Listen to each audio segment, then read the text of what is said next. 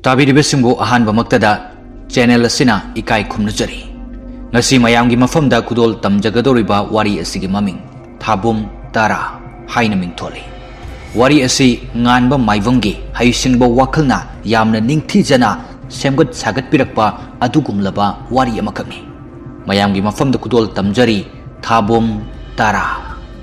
ꯊꯦꯡꯂꯕ ꯅꯨꯃꯤꯗꯥꯡ ꯑꯗꯨꯗ ꯃꯩꯕꯨꯜ ꯃꯆꯥ ꯑꯃ ꯄꯥꯏꯗꯨꯅ ꯃꯁꯥꯗꯨ ꯌꯥꯝ ꯄꯥꯈꯠꯅ ꯅꯣꯡ ꯃꯔꯛꯇꯨꯗ ꯁꯣꯔ ꯊꯕꯦꯠ ꯊꯕꯦꯠ ꯍꯣꯟꯗꯨꯅ ꯆꯦꯜꯂꯤ꯫ ꯃꯃꯤꯠꯇ ꯄꯤꯔꯥꯡ ꯁꯤꯟꯊꯗꯨꯅ ꯍꯤꯛ ꯍꯤꯛ ꯀꯞꯇꯨꯅ ꯃꯁꯥꯗꯨ ꯉꯝꯕꯣꯏ ꯉꯝꯗꯕꯣꯏ ꯃꯕꯨꯛ ꯅꯨꯡꯗ ꯌꯥꯎꯔꯤꯕ ꯊꯥꯕꯨꯝ ꯇꯔꯥ ꯁꯨꯔꯛꯂꯕ ꯃꯥꯒꯤ ꯃꯆꯥ ꯑꯗꯨ ꯁꯣꯏꯗꯅꯕ ꯍꯥꯏꯗꯨꯅ ꯃꯕꯨꯛꯇꯨ ꯄꯥꯏꯖꯗꯨꯅ ꯀꯞꯅ ꯀꯞꯅ ꯅꯣꯡ ꯃꯔꯛꯇꯨꯗ ꯆꯦꯜꯂꯤ꯫ ꯃꯥꯒꯤ ꯑꯋꯥꯕ ꯀꯅꯥꯅꯁꯨ ꯎꯕꯤꯗꯦ꯫ ꯃꯃꯤꯠꯇꯒꯤ ꯁꯤꯟꯊꯔꯛꯂꯤꯕ ꯄꯤꯔꯥꯡ ꯐꯥꯎꯕ ꯎꯍꯜꯂꯣꯏ ꯍꯥꯏꯕꯒꯤ ꯃꯇꯥꯒꯨꯝ ꯃꯃꯥꯏꯗ ꯅꯣꯡꯂꯤꯛ ꯀꯌꯥ ꯇꯥꯁꯤꯜꯂꯛꯇꯨꯅ ꯆꯦꯟꯊꯔꯛꯂꯤꯕ ꯄꯤꯔꯥꯡꯗꯨ ꯐꯥꯎ ꯎꯍꯟꯈꯤꯗꯦ꯫ ꯀꯅꯥꯒꯤꯁꯨ ꯃꯤꯆꯤꯛ ꯃꯤꯔꯥꯎꯈꯣꯜ ꯇꯥꯗ꯭ꯔꯕ ꯃꯇꯝ ꯑꯗꯨꯗ ꯊꯋꯥꯏꯇꯕꯨ ꯍꯤꯡꯍꯧꯔꯕꯗꯤ ꯈꯟꯗꯨꯅ ꯂꯝꯍꯥꯡ ꯑꯗꯨꯗ ꯑꯀꯤꯕ ꯄꯨꯝꯕ ꯊꯥꯗꯣꯛꯇꯨꯅ ꯆꯦꯜꯂꯤ ꯃꯦꯝꯆꯥ꯫ ꯈꯔ ꯂꯥꯞꯅꯁꯨ ꯃꯤꯑꯣꯏ ꯈꯔꯅ ꯇꯥꯟꯅꯔꯛꯄꯒꯤ ꯈꯣꯟꯖꯦꯜꯁꯨ ꯇꯥꯔꯤ꯫ ꯃꯦꯝꯆꯥꯅ ꯑꯁꯨꯝ ꯆꯦꯜꯂꯝꯕꯗꯒꯤ ꯃꯁꯥꯒꯤ ꯃꯈꯣꯡꯗꯨ ꯊꯥꯡꯕ ꯐꯥꯎꯕ ꯉꯝꯁꯤꯜꯂꯛꯇꯗꯨꯅ ꯃꯐꯝ ꯑꯗꯨꯗ ꯐꯝꯗꯨꯅ ꯑꯋꯥꯕ ꯑꯗꯨ ꯉꯥꯏꯍꯥꯛ ꯄꯣꯊꯥꯖꯔꯝꯃꯤ꯫ ꯃꯦꯝꯆꯥ ꯍꯤꯛꯅ ꯍꯤꯛꯅ ꯀꯞꯂꯗꯨꯅ ꯃꯕꯨꯛ ꯅꯨꯡꯗ ꯌꯥꯎꯔꯤꯕ ꯇꯥꯏꯕꯪ ꯐꯥꯎꯗ꯭ꯔꯤꯕ ꯃꯆꯥ ꯑꯗꯨꯕꯨ ꯇꯥꯏꯕꯪ ꯐꯥꯎꯕ ꯉꯝꯗꯅ ꯏꯃꯥ ꯏꯆꯥꯁꯤ ꯐꯠꯇꯕ ꯃꯈꯣꯏꯒꯤ ꯃꯈꯨꯠꯇ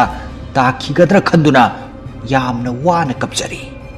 ꯅꯣꯡꯁꯨ ꯂꯦꯞꯄ ꯀꯧꯕ ꯂꯩꯇꯦ꯫ ꯃꯤꯑꯣꯏ ꯈꯔꯅ ꯇꯥꯟꯅꯔꯛꯈꯤꯕꯗꯨꯁꯨ ꯈꯣꯟꯖꯦꯜ ꯇꯥꯈꯤꯗ꯭ꯔꯦ꯫ ꯃꯦꯝꯆꯥ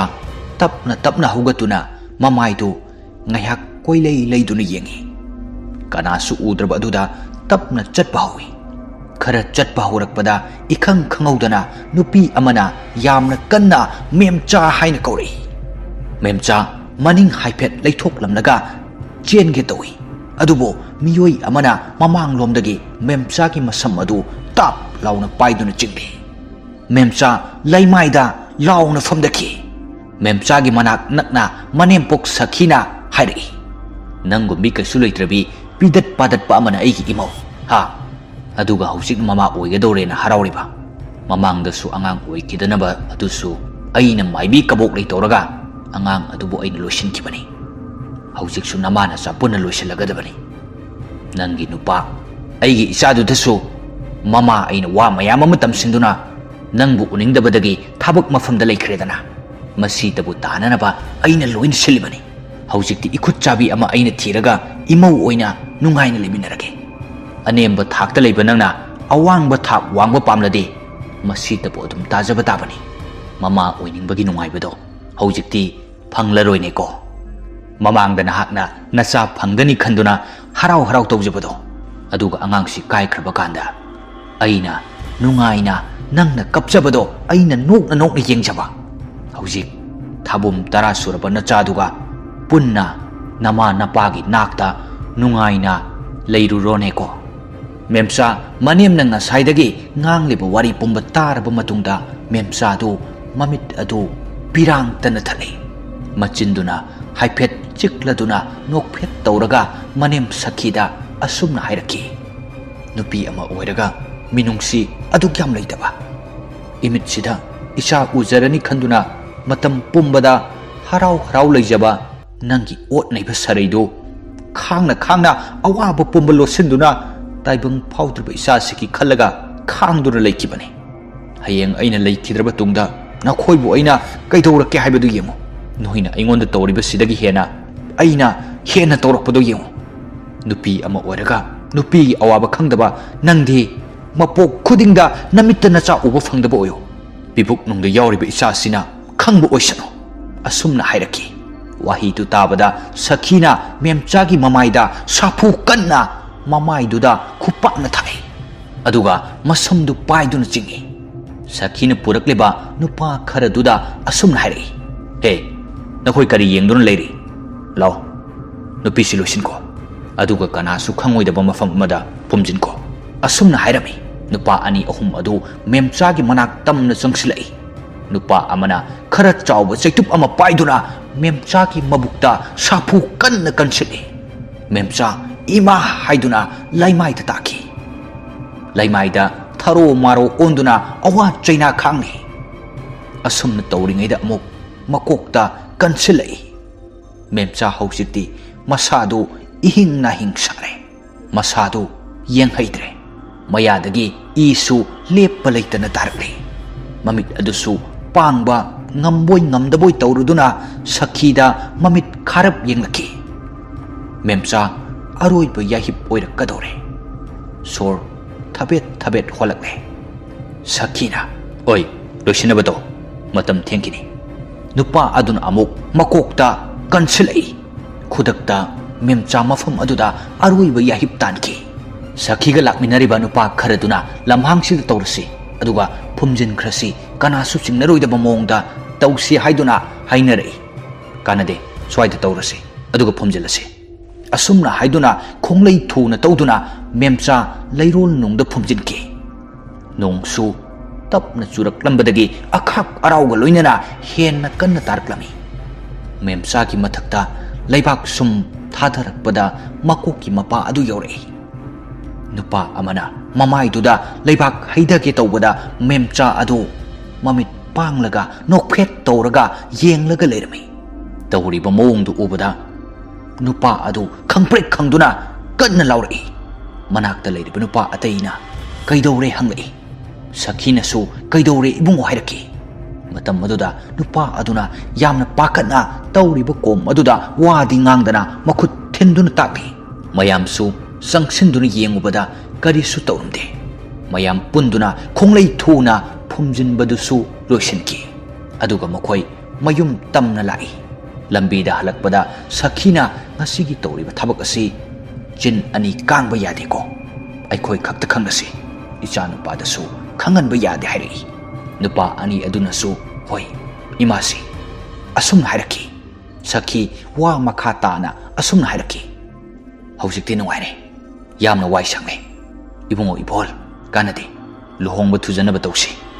imaudo yam thuna yumdu da lagani mamong manemgi mong matudu laikai mamang da lena gadori bani mina kalak na fam ohen gadori bani asumna hairaki wahai du tabada makoi punna nok tu na mayum da halaki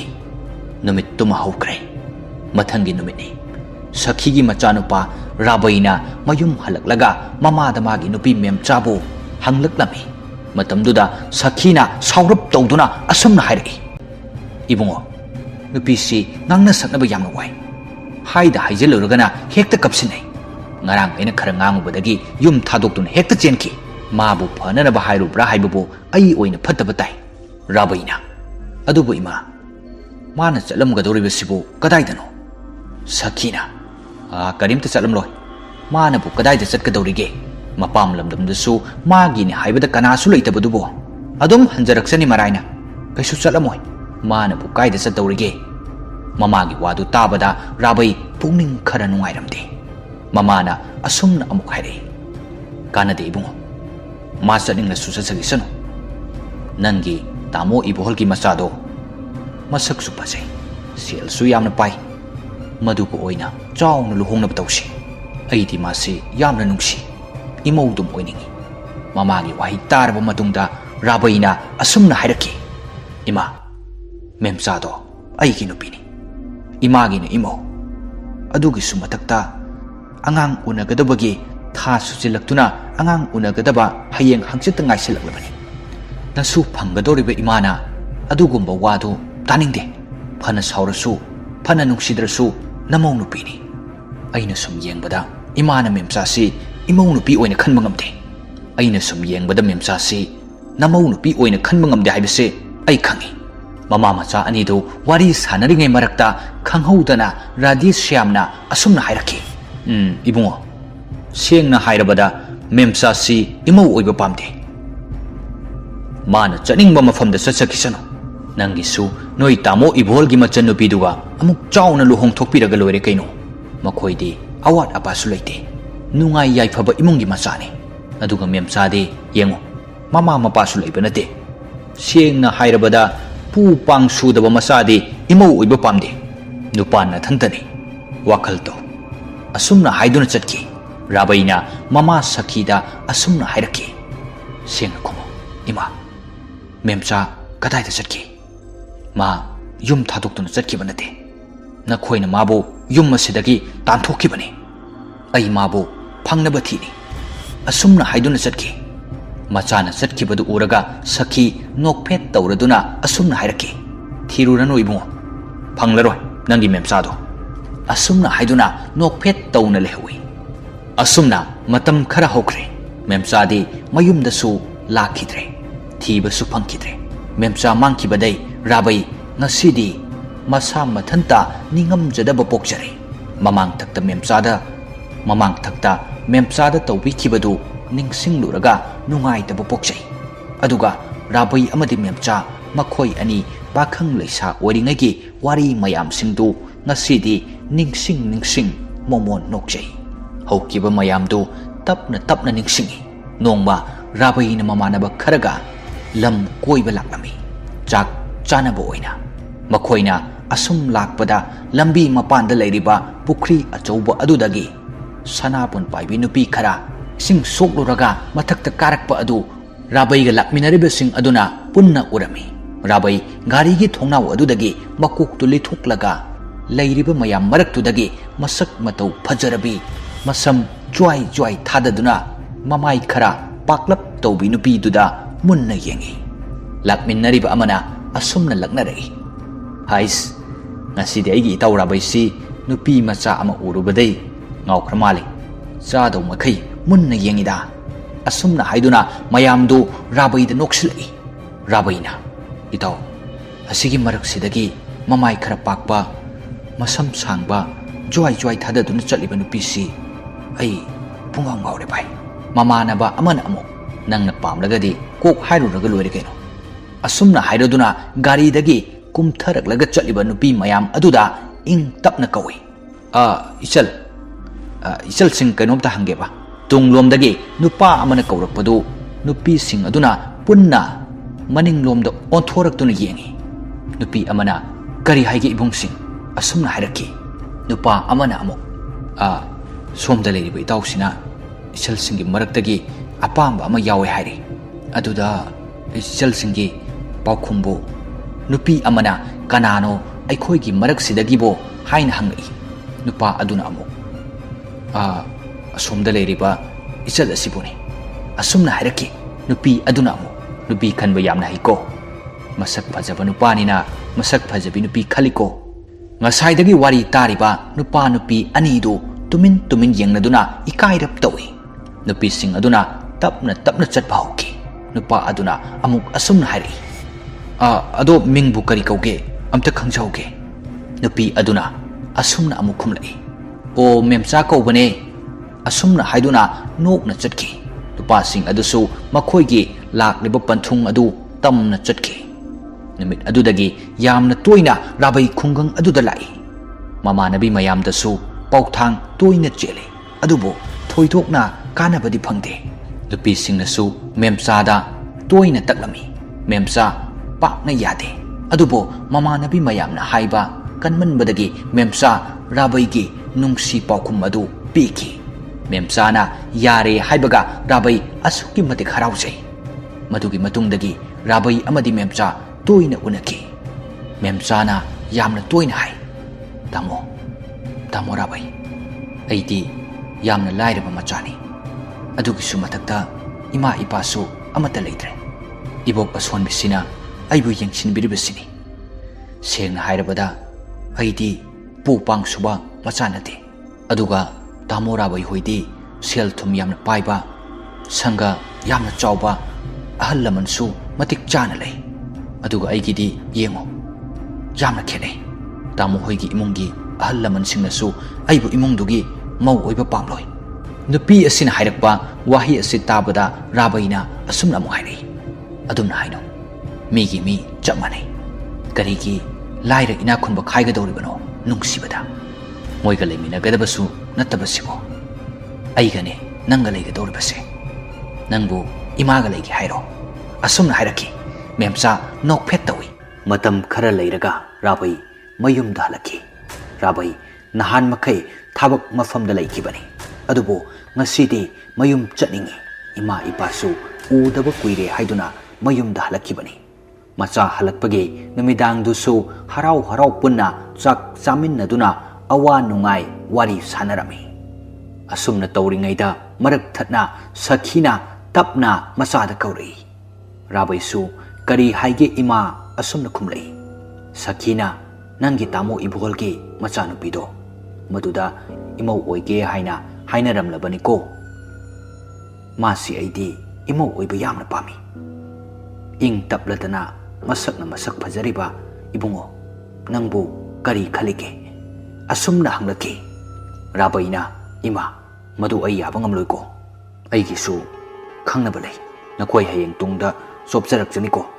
asumna mamada hairamlaga magi kada changkre mamadu machanu pagi mawongduda murum sonduna ngang dum lehoi matam khara leiraga Rabai mahaki nauna khangna jabi nupi memcha puduna mayumda laki makhoi ani chenba haibudu oiki nupi puduna lakpada sakhi adukki matik sauki masa Rabaida nupi asi imau oibu pamde hairami magi ni haibada kana sulaiba nate pidat padat pasina trabadi nangbu nupi lejadrabro lupa suna thantani sagai chauna masak thokna luhongudu pami nangna purak libasidi ima pamde ko nu pamasa asumna hairamki Rabaina ima mi takini mi taraga numai kiroi ima ki acho masa khaibado amuk horaklabra la isi namong nupini ningthina lemino asumna hairamduna Rabai thokre Rabai amadi memcha makhoi ani ngasidi Rabai gi yumda luhongkre achangba polam pumba nupa mayumda loina sillamduna pomnamak loishinkre makhoi ani matam chuppada harau leminai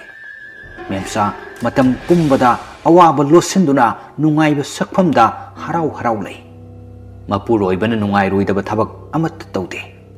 matamgi matung ina memcha ngasidi miron bagi tangkak adulaki Rabai su pau si tabada phibam si oirakpada yamna haraujaki makhoi anigi nungsina leiminaba momon minok mawong matau sing adu matam sangna leiyu haina tamlamdraba mali ikhang khangaudana memchana naupuriba angang adu taibang phaudringaida mamagi pipuk nung asida asiba kouba lai aduna nganna lawsinbiki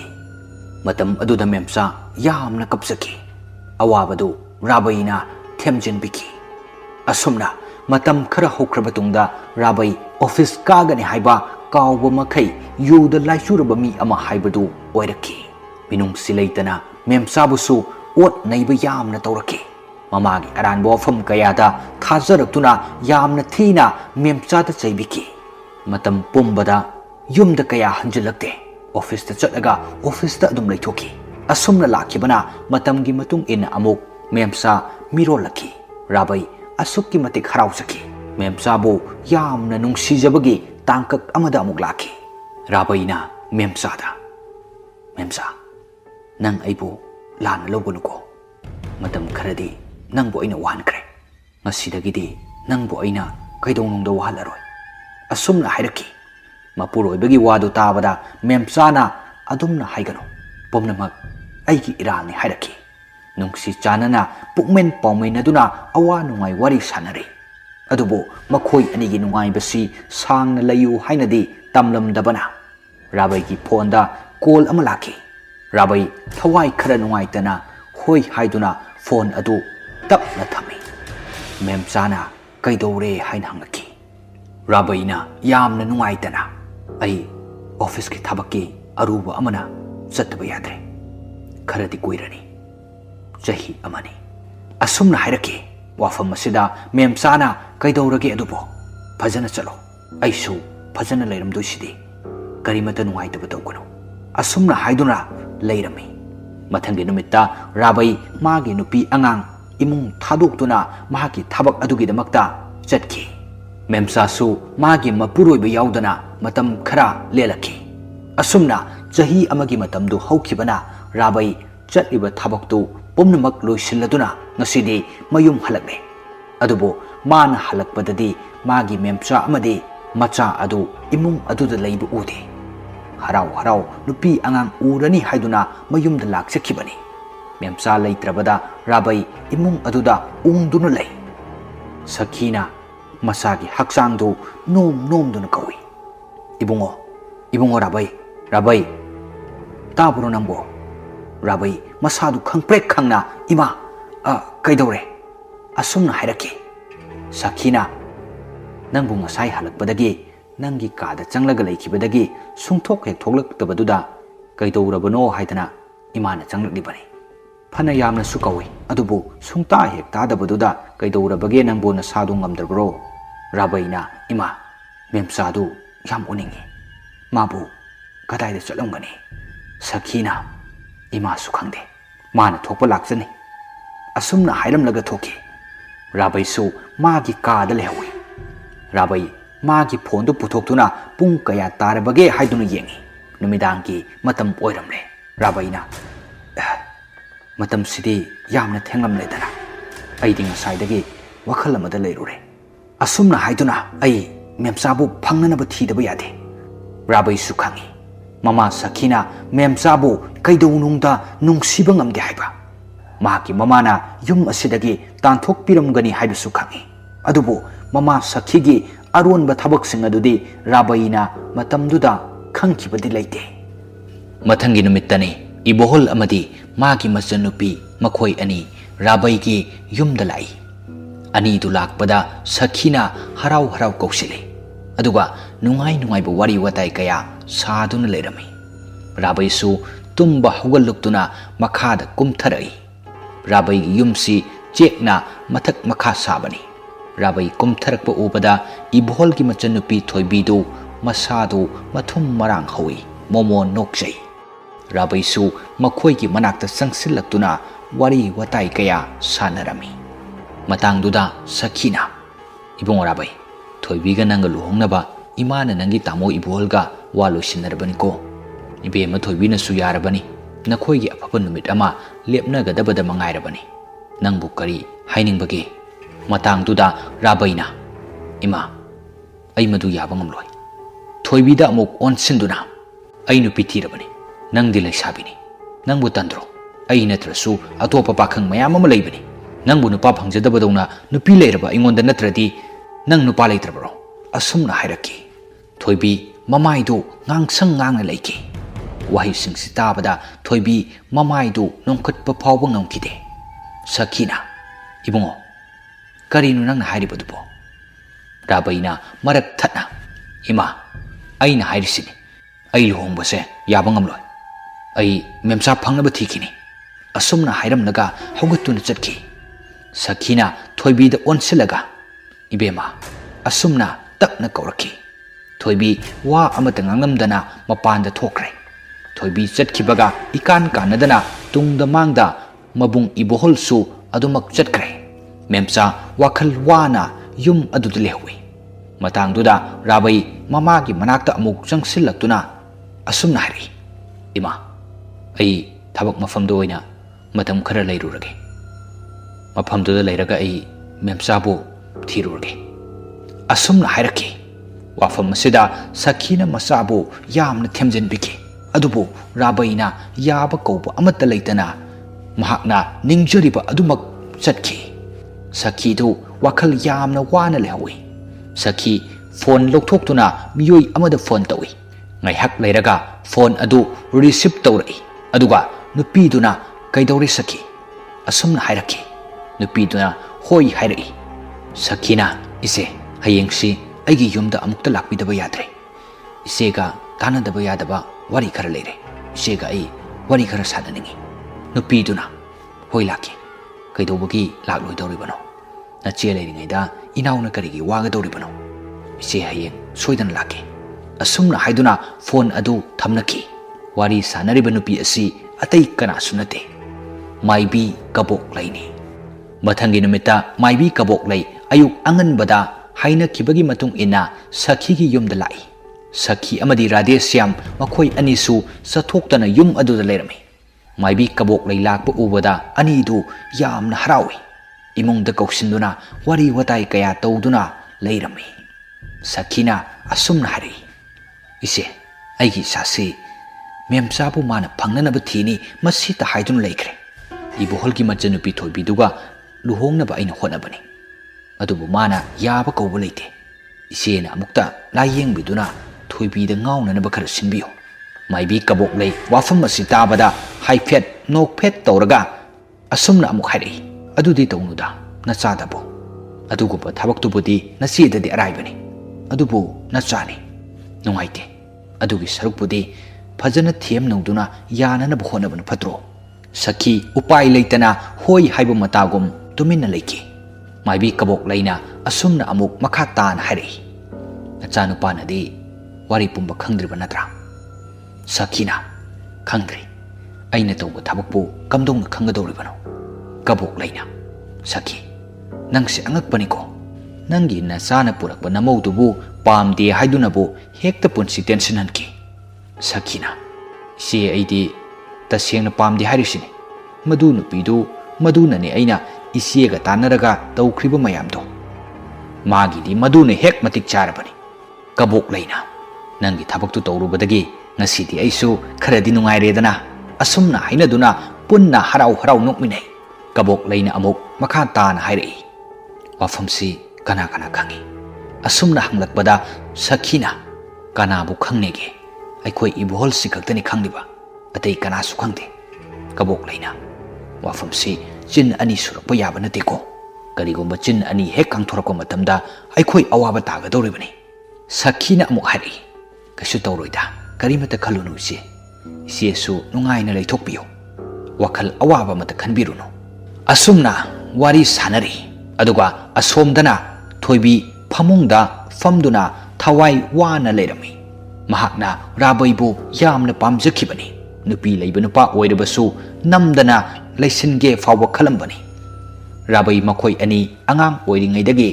ꯄꯨꯟꯗꯨꯅ ꯂꯥꯛꯈꯤꯕꯅꯤ ꯊꯣꯏꯕꯤꯅ ꯔꯥꯕꯩꯕꯨ ꯑꯉꯥꯡ ꯑꯣꯏꯔꯤꯉꯩꯗꯒꯤ ꯄꯥꯝꯖꯗꯨꯅ ꯂꯥꯛꯈꯤꯕꯅꯤ ꯉꯁꯤ ꯐꯥꯎꯕ ꯑꯗꯨꯃꯛ ꯅꯨꯡꯁꯤꯔꯤ ꯔꯥꯕꯩꯒꯤ ꯈꯟꯕꯗ ꯊꯣꯏꯕꯤꯁꯨ ꯍꯧꯖꯤꯛꯇꯤ ꯌꯥꯝꯅ ꯅꯨꯡꯉꯥꯏꯔꯛꯇ꯭ꯔꯦ ꯔꯥꯕꯩꯒꯤ ꯄꯨꯟꯁꯤꯗ ꯊꯣꯛꯍꯟꯈ꯭ꯔꯤꯕ ꯑꯋꯥꯕ ꯊꯧꯗꯣꯛꯁꯤꯡ ꯑꯗꯨꯒꯤ ꯃꯇꯥꯡꯗ ꯔꯥꯕꯩꯗ ꯋꯥꯔꯤ ꯄꯨꯝꯕ ꯇꯝꯊꯣꯛꯂꯒꯦ ꯍꯥꯏꯅ ꯈꯜꯂꯛꯈꯤ ꯅꯣꯡꯃ ꯔꯥꯕꯩꯕꯨ ꯀꯧꯗꯨꯅ ꯂꯣꯠꯂꯤꯕ ꯋꯥꯐꯝ ꯄꯨꯝꯕ ꯇꯝꯂꯒꯦ ꯍꯥꯏꯕ ꯐꯤꯔꯦꯞ ꯑꯁꯤꯃꯛ ꯂꯦꯞꯈꯤ ꯃꯇꯝ ꯈꯔ ꯂꯩꯔꯒ ꯊꯣꯏꯕꯤꯒꯤ ꯌꯨꯝ ꯍꯥꯟꯅꯒ ꯃꯥꯟꯅꯗꯕ ꯃꯑꯣꯡ ꯑꯃ ꯇꯧꯔꯛꯈꯤ ꯃꯍꯥꯛꯀꯤ ꯌꯨꯝ ꯈꯛꯇ ꯅꯠꯇꯅ ꯔꯥꯕꯩꯒꯤ ꯌꯨꯝꯗꯁꯨ ꯆꯞ ꯃꯥꯟꯅꯅ ꯇꯧꯔꯛꯈꯤ ꯑꯗꯨꯕꯨ ꯔꯥꯕꯩꯗꯤ ꯌꯨꯝꯗ ꯂꯩꯇꯕꯅ ꯃꯥꯗꯤ ꯌꯨꯝꯒꯤ ꯊꯕꯛꯁꯤꯡ ꯑꯃꯠꯇ ꯈꯪꯂꯝꯗꯦ ꯃꯃꯥ ꯃꯄꯥꯅ ꯀꯔꯤ ꯇꯧꯔꯦ ꯍꯥꯏꯕꯁꯨ ꯑꯃꯠꯇ ꯈꯪꯈꯤꯗ꯭ꯔꯦ ꯁꯣꯝꯗꯅ ꯏꯕꯣꯍꯜ ꯃꯃꯥꯟꯅꯕ ꯑꯃꯒꯤ ꯃꯆꯥꯒꯤ ꯏꯄꯥꯟ ꯌꯥꯎꯔꯨꯔꯒ ꯍꯜꯂꯛꯂꯝꯃꯤ ꯃꯇꯝꯗꯨ ꯈꯔꯗꯤ ꯊꯦꯡꯂꯦ ꯄꯨꯡ 11:30 ꯇꯥꯔꯦ ꯅꯨꯃꯤꯠꯇꯨꯁꯨ ꯅꯣꯡ ꯈꯔ ꯈꯔ ꯃꯪꯉꯤ ꯃꯁꯥꯗ ꯌꯨꯒꯤ ꯅꯤꯁꯥꯅ ꯑꯀꯤꯕ ꯍꯥꯏꯕꯗꯨ ꯑꯃꯠꯇ ꯂꯩꯇꯦ ꯒꯥꯔꯤ ꯃꯅꯨꯡꯗꯨꯗ ꯏꯁꯩ ꯍꯧꯅ ꯊꯥꯒꯠꯇꯨꯅ ꯃꯁꯥꯗꯨ ꯌꯥꯝꯅ ꯃꯣꯟꯗꯥ ꯅꯨꯡꯉꯥꯏꯅ ꯏꯁꯩ ꯑꯗꯨ ꯉꯪꯕꯣꯏ ꯂꯥꯛꯄꯣꯏ ꯇꯧꯗꯨꯅ ꯒꯥꯔꯤꯗꯨ ꯑꯁꯨꯝ ꯊꯧꯗꯨꯅ ꯂꯥꯛꯏ ꯃꯇꯝꯗꯨ ꯈꯔ ꯊꯦꯡꯃꯜꯂꯕꯅ ꯃꯤꯗꯤ ꯑꯃꯠꯇ ꯆꯠꯅꯗ꯭ꯔꯦ ꯏꯕꯣꯍꯜ ꯃꯥꯒꯤ ꯌꯨꯝꯒꯤ ꯂꯩꯔꯛꯇꯨ ꯌꯧꯔꯛꯄ ꯃꯇꯝꯗ ꯒꯥꯔꯤꯒꯤ ꯃꯃꯥꯡ ꯈꯔ ꯑꯣꯏꯔꯞꯅ ꯅꯨꯄꯤ ꯑꯃ ꯂꯦꯞꯇꯨꯅ ꯂꯩꯔꯝꯕꯗꯨ ꯏꯕꯣꯍꯜꯅ ꯃꯃꯤ ꯁꯥꯃꯤ ꯎꯏ 이보헐 ꯉꯛꯅ ꯃꯃꯤꯠꯇꯨ ꯂꯥꯎꯊꯣꯛꯇꯨꯅ ꯌꯦꯡꯉꯤ ꯑꯗꯨꯕꯨ ꯀꯅꯥꯁꯨ ꯂꯩꯕ ꯎꯗꯦ 이보헐도 ꯉꯥꯏꯍꯥꯛ ꯃꯁꯥꯗꯨ ꯉꯛꯆꯥꯅꯩ ꯍꯧꯖꯤꯛ ꯂꯩꯔꯝꯂꯤꯕ ꯂꯦꯞꯇꯨꯅ ꯂꯩꯔꯤꯕ ꯅꯨꯄꯤꯗꯨ ꯀꯅꯥꯅꯣ ꯍꯥꯏꯗꯨꯅ ꯑꯃꯨꯛꯀ ꯍꯟꯗꯨꯅ ꯌꯦꯡꯕ ꯃꯇꯝꯗꯗꯤ ꯅꯨꯄꯤ ꯑꯗꯨ ꯂꯩꯔꯝꯗꯦ ꯃꯥꯒꯤ ꯋꯥꯈꯜꯅ ꯑꯣꯏꯔꯝꯒꯅꯤ ꯍꯥꯏꯅ ꯈꯜꯂꯤ ꯑꯁꯨꯛ ꯊꯦꯡꯂꯕꯁꯤꯗꯕꯨ ꯀꯗꯥꯏꯗꯒꯤ ꯍꯧꯖꯤꯛꯄꯨ ꯅꯨꯄꯤꯅꯣ ꯍꯥꯏꯗꯅ ꯃꯌꯨꯝ ꯇꯝꯅ ꯒꯥꯔꯤꯗꯨ ꯊꯧꯖꯤꯟꯈ꯭ꯔꯦ ꯒꯥꯔꯤ ꯑꯗꯨ ꯃꯐꯝꯗꯨꯗ ꯈꯥꯝꯂꯒ ꯏꯃꯨꯡ ꯇꯝꯅ ꯆꯪꯂꯛꯄꯗ ꯌꯨꯝꯗꯨꯒꯤ ꯑꯋꯥꯡ ꯊꯪꯕ ꯁꯔꯨꯛꯇ ꯅꯨꯄꯤ ꯑꯃ ꯇꯦꯡꯊꯥ ꯅꯥꯑꯣꯏꯅ ꯅꯤꯡꯉꯝꯗꯅ ꯀꯞꯄꯒꯤ ꯈꯣꯟꯖꯦꯜ ꯑꯃ ꯇꯥꯔꯛꯏ 이보헐ꯅ ꯀꯅꯥꯅꯣꯅꯦ ꯑꯁꯨꯛ ꯊꯦꯡꯂꯀꯥꯟꯁꯤꯗ ꯑꯩꯈꯣꯏ ꯏꯕꯦꯝꯃ ꯑꯣꯏꯖꯥꯠꯂꯥ ꯃꯥꯗꯤ ꯃꯐꯝꯁꯤꯗ ꯀꯔꯤꯒꯤ ꯀꯅꯥꯅꯣ ꯑꯃꯨꯛꯇ ꯌꯦꯡꯉꯨꯈꯤꯒꯦ ꯑꯁꯨꯝꯅ ꯍꯥꯏꯗꯨꯅ ꯃꯐꯝꯗꯨ ꯇꯝꯅ ꯂꯥꯛꯏ ꯃꯉꯛꯇꯨ ꯍꯥꯏꯐꯦꯠ ꯄꯩꯊꯣꯛꯇꯨꯅ ꯌꯦꯡꯂꯨꯕ ꯃꯇꯝꯗꯗꯤ ꯅꯨꯄꯤ ꯑꯃꯒ ꯁꯛꯐꯝ ꯀꯥꯏꯔꯕ ꯌꯦꯡꯕꯗ ꯂꯧꯁꯤꯟꯐꯝ ꯈꯪꯗꯕ ꯑꯉꯥꯡ ꯑꯃꯒ 이보헐 ꯇꯝꯅ ꯌꯦꯡꯗꯨꯅ ꯂꯩꯔꯝꯕꯗꯨ ꯎꯕꯗ 이보헐 ꯂꯋꯥꯏ ꯁꯝꯗꯨ ꯆꯞ ꯌꯨꯡꯈꯤ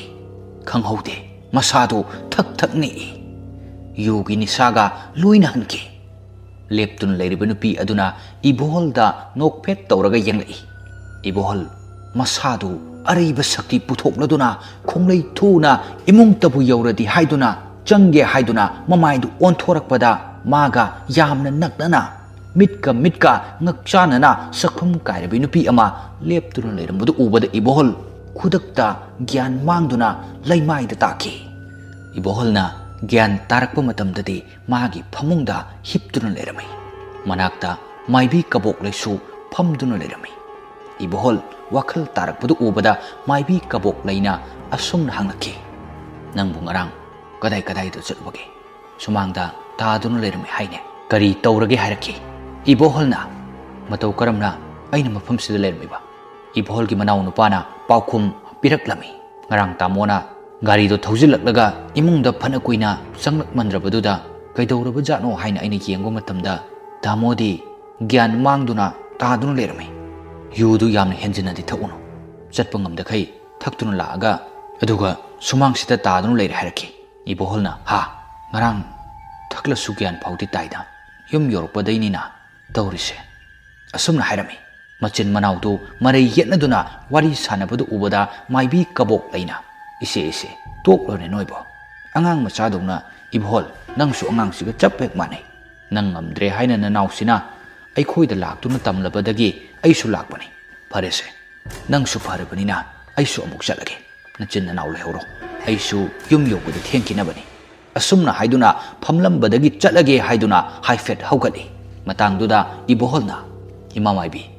yam aruba thabak ama leire mayamna ngaknagadaba maibi kabok leina kari thabakno kayam lubano ai leire ngaisida nakhoina kari wagadage hayu sena matangduda iboholna ngarang thokiba thaudoksing amatta chithadana maibi kabok leida punna tamlami kari haiba memsagi thawaina aikhoida laman singba horaklaba kabok lei yamna usittabagi mongda khakna noklami mabu aikhoida magi thawaina aikhoiba awaba pinam honariba ha asumna haiduna amuksu noklami maibi kabok lei sor asangba mo hon tharaduna asumna amuk hairaklami magi thawaina aikhoibu awaba pinabu honarabanina magi thawaidu phajinduna koisan sanage awaba kaya nangange laknage khangni aina kadai fabo tawba ngami haibado mamuna khangange pare aisu chalage lai khurumgadaba amasu lei asumna haiduna mayum tamna chatkre maibi kabok lei chatkraba tungda ibohol ki manaw nupaduna mayambada asumna wa hairaklami tamo aidi memsa ki thawaina aikhoibu awaba pibadi soiroi khali mangonda lakna khiba mayamduna pendabadagi aikhoida amuk laman khumlakpa oigani tamo aigi wakhaldadi aikhoi amatadi hinglaroi haiba ai khangi memsa phumbadudasu aina leibaktuda sum phumjilakpada magi mamai mapadu yorakpada mamitu pangthoktuna aingonda nokphet tawraga munna yenglaga leirambaduda madu ubada aina kanna lauribaduni aduga mayam punna yenglakandadi asibagi saktamduda adumuk laiki ai matamduda adum khangi memsana aikhoida amuk onsinduna awaba pirakani haibase iboholna karigi waribano maibi kabok leina ngamdaba leitabani mana aikhoibu soidana ngakpi senbigani kaisu waruno nungaina dum leitho asumna haiduna manawgi akibadu themjinbirami